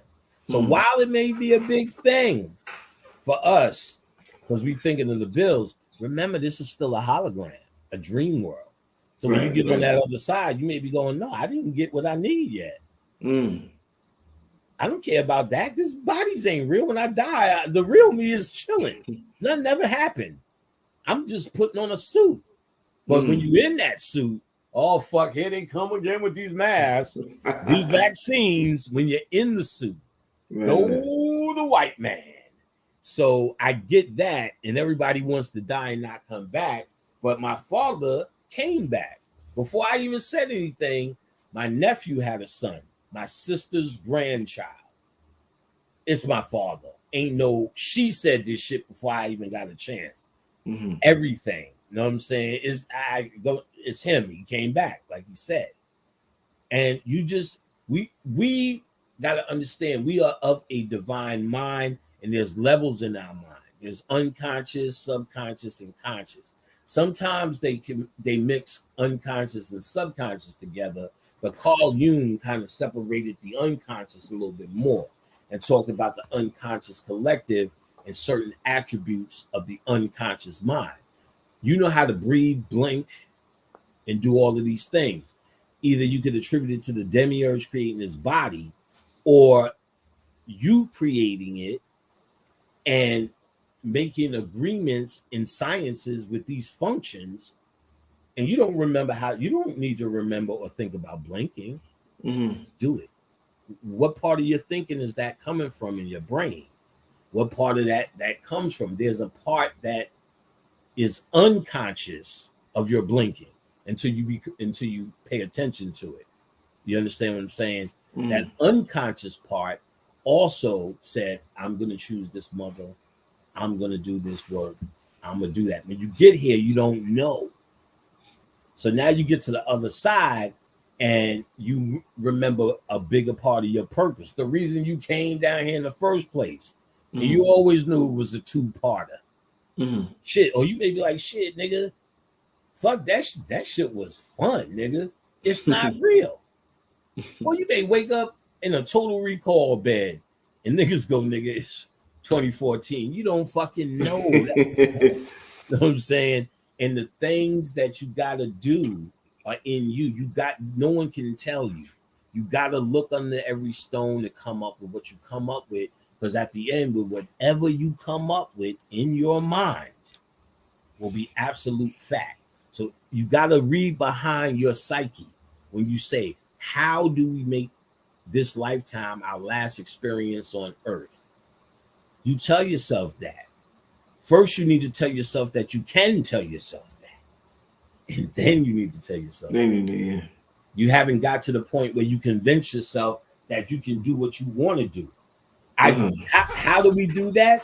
All you have to do now is go on YouTube and listen to a fucking 18-hour lecture I did called How to Die and Not Come Back by what the pyramid text and what they said.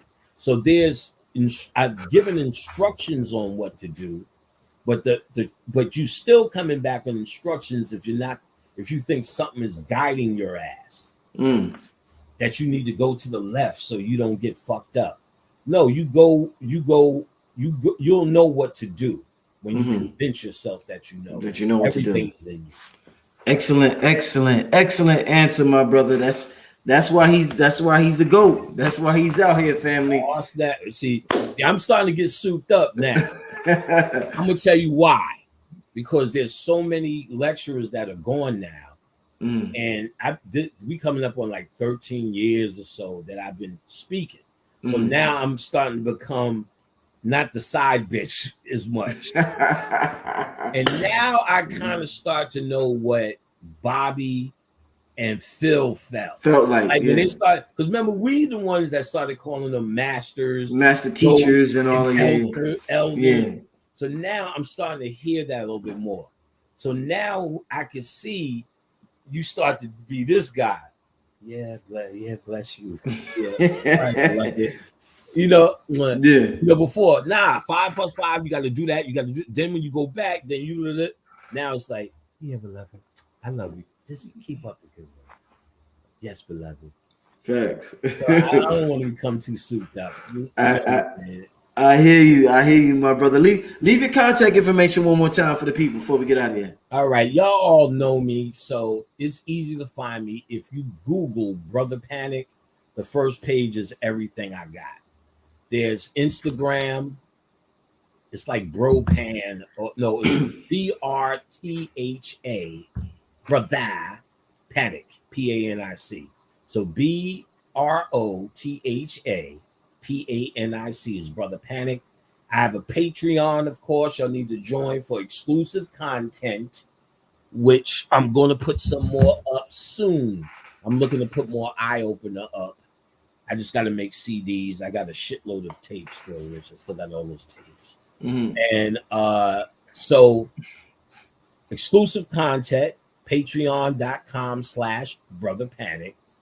You can get my Facebook. My website is Occult Lectures, OCCULTLECTURES.com. There you could connect to my wife's website, Samdi Readings, SAMID. I'm sorry, let me do that over. SAMEDIREADINGS.com. There she does her readings, her classes, her workshops, chakras, Akashic, and a whole heap of shit you need to see. Everyone should know Khadijah by now and see what she got going on her site. You can connect it with mine, which is Occult Lectures. My YouTube is the same thing, Occult Lectures. Cash App, I guess is the last one, $ Brother Pan, BROTHERPAN. Hit me up. Keep the lights on, son. Everything counts and helps. And I always appreciate you guys. I always appreciate Rich's forum. I always appreciate my brother Rich. It's very hard for me to say no to brother Rich. He's always been there. He's that guy. It's very hard for me to say no. Even if he ain't do shit for me, it's hard for me to say no. He's just a good guy. So I'm always there for Rich. He knows it. And, I always enjoy it. I always enjoy your questions. And, again, it's still is and always will be my honor to be here, Rich, on your show. Thank you, my brother. Once again, thank you to Panic. Thank you for everybody in the room. Brother Rich, Brother Panic, we signing out, family. Peace. Have a good night. Peace, guys. Thanks for coming, guys. Love y'all.